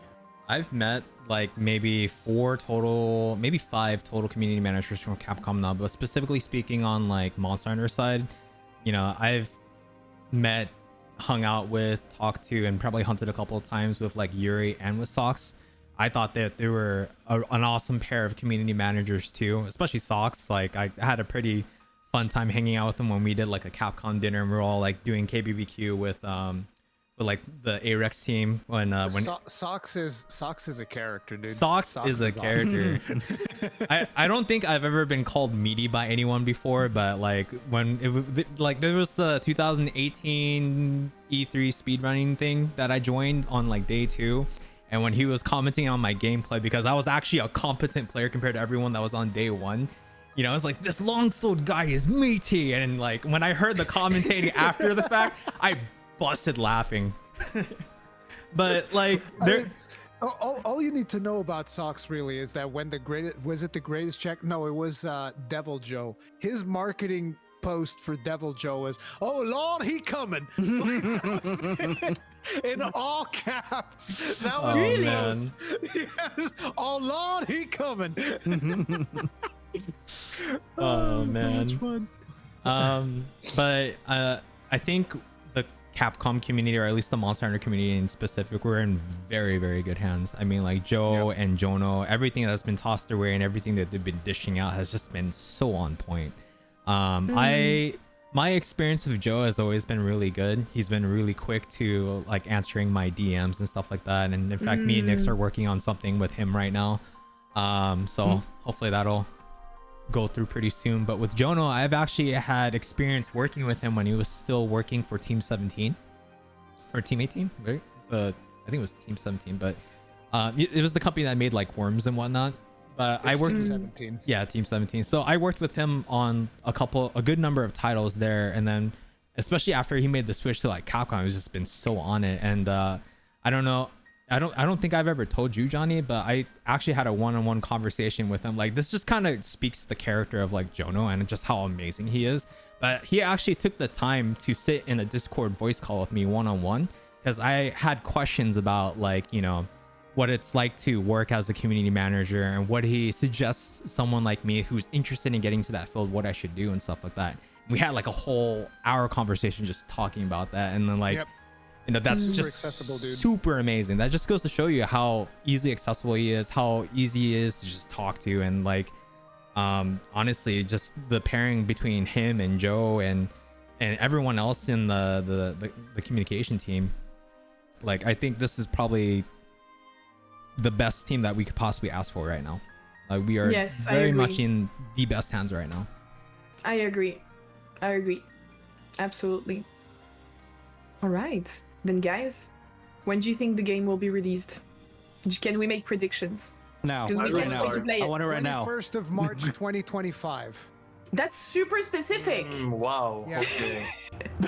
Why? Are you hiding Can't something? wait for Reddit You to ha- clip yeah, this do and you say know things? officially confirmed. Yeah, I was like, hold on. Just No, gonna it's just cite like some fun. sources. No, this is blind speculation, absolute blind speculation. Yeah. But I mean, it is somewhat informed speculation. It is based on the fact that traditionally, we usually see these games come out within Q1 financial year. Not quarter. I don't know. It's something fiscal Yeah. year, and it usually means it's before the end of March. And I remember looking at the date. I think the 21st lands on like a Thursday or something. But this was a long time ago that I was looking at this. So it's like the other date would be too close to the end of the month, whereas this date would be just enough wherein, you know, you release the game, you sell like a couple of million copies, and you can say, hey, look how many million copies we've sold before end of fiscal year and blah, blah, blah, blah. So the conclusion that I've reached is I thought 21st of March, 2025.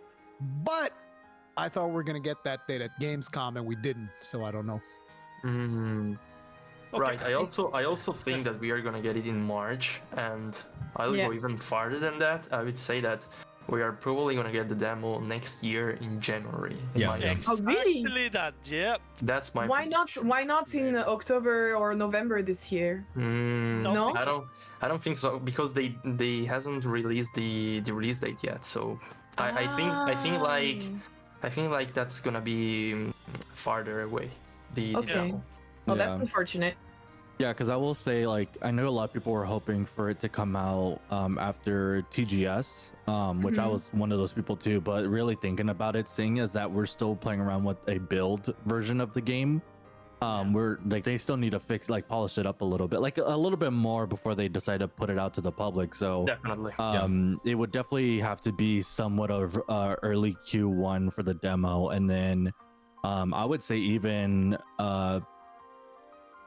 like middle of Q2 maybe for the game release. But I mean, we'll Maybe. again. It's like Yeah. all predictions are valid at this point. Mhm. Who knows? Exactly. Yeah. Yep. Yeah, but that's kind of where my demo like January-ish, and then the game would release like April, May of next year. I would hesitate between March and April, personally. I Yeah. think we gonna have to wait to January because they gonna keep releasing like events with the demo, with the build. So it's too early in that sense. Depending on the structure of the demo, because it depends a lot. If the structure is kind of similar like War, the War beta, it had like 3 betas, if I remember correctly. So I think it will fit, like having the mid-late January, the first demo with the normal monsters. Then around mid-February, having the second demo with the normal monster and plus increase spawn rate of the special one, like they did with Puke Puke, if I remember correctly. And then the early March demo, the third one, that will include the flagship, like they did with Nerd Gigante. And afterwards, obviously, late mid-March, like Rudy said, the release. I think it will fit the dates. I'm not sure if they're gonna follow the same structure they did with War, but if they do, I think those will be the dates. Yeah. But it's also like a financial standpoint too, right? Like when they decide to drop this game is going to be beneficial for the company to make money. Like in the end, it's also going to come down to that, right? Like as much as we want it to come out early, the company needs to make money and they need to drop this game. You know who else wanted it to come out early? Some of the Capcom investors going like, why don't you just release it in holiday 2024? Yeah. Wow. just That would release be- the game. Like, just like That'd that. be way People too want to buy early. it. Do it now. No, but they were just like, because it would make us more profits if you were to It release would. it. Yeah. Real It talk. would, but man, Brother, come on now. I- What do you mean? If they I'm did gonna that, put it in the chat if you're interested. if they did Oh, that, fuck. it would end up I like got another kicked. Monster Hunter Rise. Oh my god, Shin, you got banned from my chat There you because you go. posted a link. Ban Shin. the Spaniard. You cannot Get post rid of links in my chat. Shin. I put in the Discord story. that's so funny. It says right I'm there. so Would sorry. you be able to capture more profit by bumping up the release date of the next Monster Hunter title, currently scheduled for 2025, to the December 2024 holiday season? Just release it early.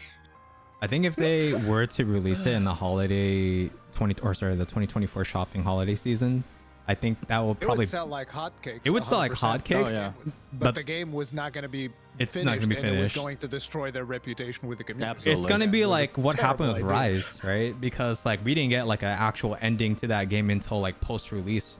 Oh yeah. Yeah. So I God. don't want to see that. yeah, no. We want them to What, release a full game. Yep. Give Yeah. us the meat. We can wait. It's all good. Like the Yeah, we have other games. Exactly. We have we have other more games. worlds. We Yeah. have Final Fantasy. We have whatever insert game that you're playing right now. Cooking Mama 4. Cooking Mama 4, Yeah. Honey Pop 5 or whatever. I don't Oh, know. shit. Just Do you guys think are they gonna announce the release date after Tokyo Game Show? I think I don't so. know. I, Maybe. I would hope so. I think it's gonna be in the Game Awards, to be honest. Yeah. Ah. I wouldn't. I yeah. wouldn't have expected it at Tokyo Game Show, but in our recent podcast, Joe said, "You know, Tokyo Game Show is their home turf," and I was like, Yeah. "Oh." Yeah. hint, hint, So it's, nudge, like, nudge. it's not. There's no confirmation. No, yeah. Yeah. We don't Yeah, know what's gonna happen, but he did say they're bringing a lot of stations there and they're doing a lot of stuff. So I don't know. And I think they're expecting it too, right? Like they know the community is just like, can give us the date already. Just drop a date. But Yeah. no, we'll see. I mean, I hope me being hopeful it would probably be at TGS that we get an actual release date, but Mm. you know, we'll see. I think it would be weird to announce the release date on an Eastern-facing event when it's much more of a global franchise right now. Yeah.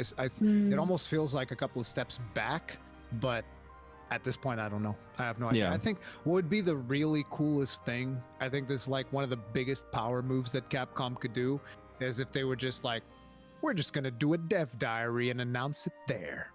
Probably On our yeah. own event, not at Tokyo Game Show, not at Gamescom. Our event, we decide the date and we announce it now. But it would I be think that would nice. the biggest power It would be, move, just it would like be Oh, nice. yeah. a dev diary Yeah.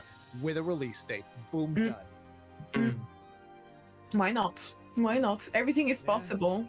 Yeah. Everything is possible. One thing that we know for sure is that Wilds is gonna be wild. I can't wait to play the game. See what you did there. Oh snap!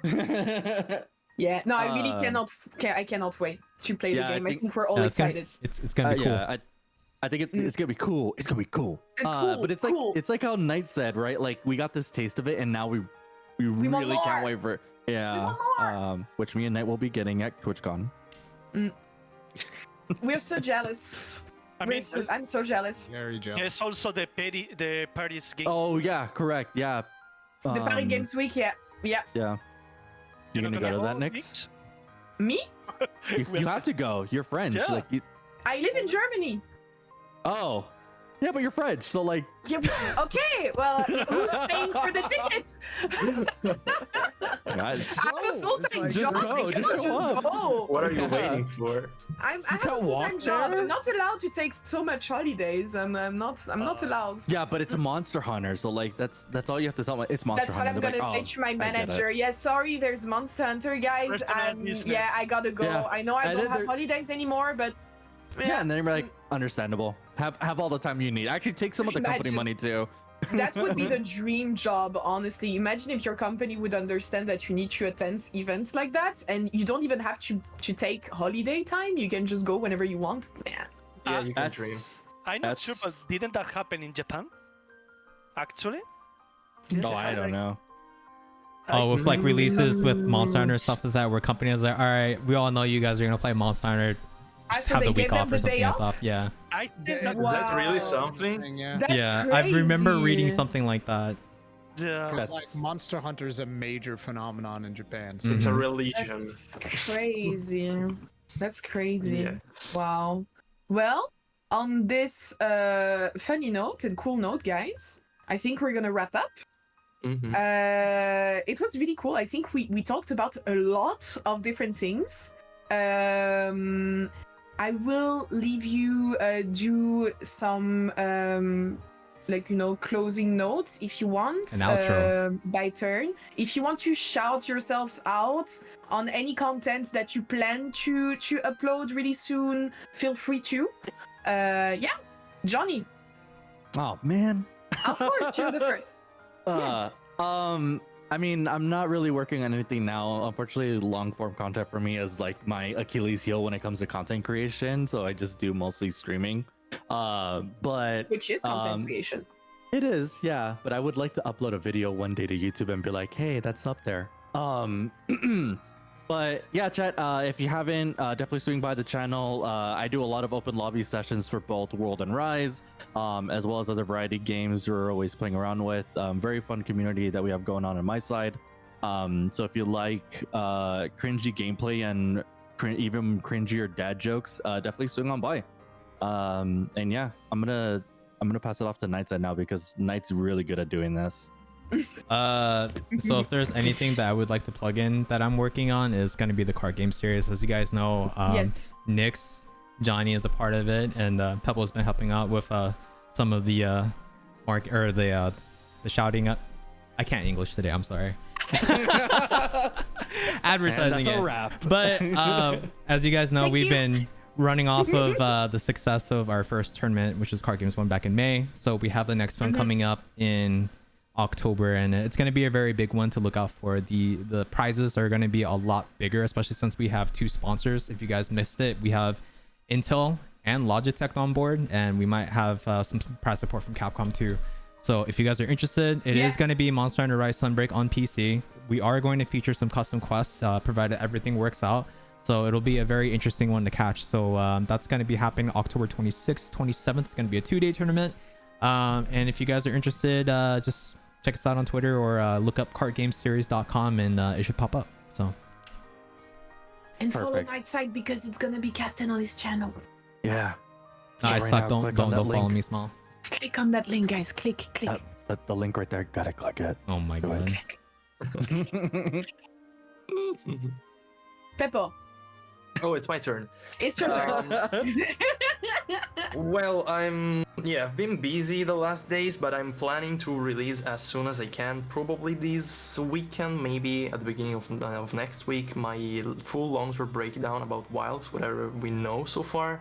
There's still something that I would like to test, but I can't, of course, because I'm not gonna be able to play again Wilds, unfortunately. But somebody else, like Phil, could do that, maybe. So maybe he's gonna help in that regard. But yeah, other than that, I'm also planning at the end of this month, actually, even before that, in less than a week, I'm planning to bring another game on my channel. I'm planning to stream again and make content. It's gonna be a little bit different from Monster Hunter, but I think it's the perfect it's a perfect time to upload something different in waiting for Monster Hunter Wilds. Especially with you being Italian, right? I know what you're talking about. Mhm. Exactly. Mhm. Okay, you know. How do you know? How do you even know? I mean, How he's do a I Souls know? game player, right? Ah. He is. But you recognized the game immediately. That like, wow. I mean, we spoke about it at Gamescom, so it's not Oh, that's particularly true. hard. Okay, yeah, I forgot about that. I forgot. Never mind. Yep. So, yeah, that's it. All right, so for my part, I want everybody to go to Gaijin Hunter's channel on YouTube and comment on his whatever his latest video happens to be, and tell him to make a new one. That's what you guys got to do. That's my shout out. Okay. And also the second shout out is play Gunlance. That's it. There you go. Perfect. Fair enough. Shin, do you want to go next? I love how Did I Shin, scare there's you? Nobody left. No, Shin. no.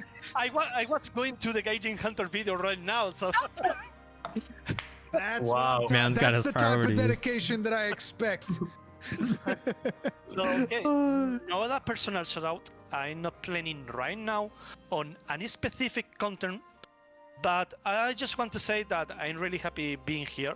It was really fun, and I hope people still come with me for this kind of meetings in the future. Like I'm always up for one of those.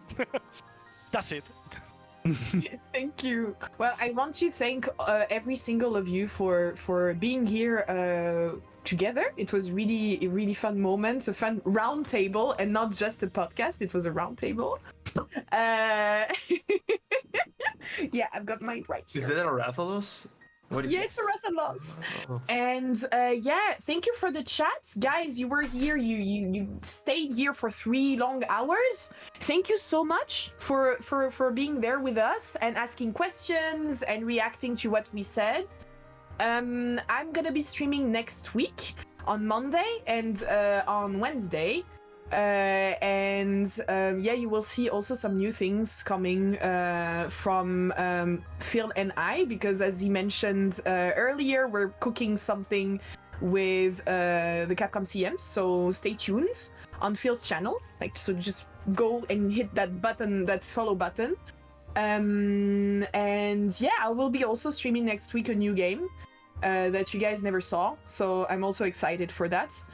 We're gonna raid out and go see my friend Benchy, who's also streaming Monster Hunter right now. She's streaming Monster Hunter World Iceborne. She's doing an open lobby, so if you guys want to go say hi to her, now is the time. And yeah, thank you so much, everyone. Have a lovely weekend. I think it was a great way to start the weekend for all the Heck yeah. people that worked hard this week. Thank you so much. Bye bye. Bye, everyone. See you Thanks for guys. watching.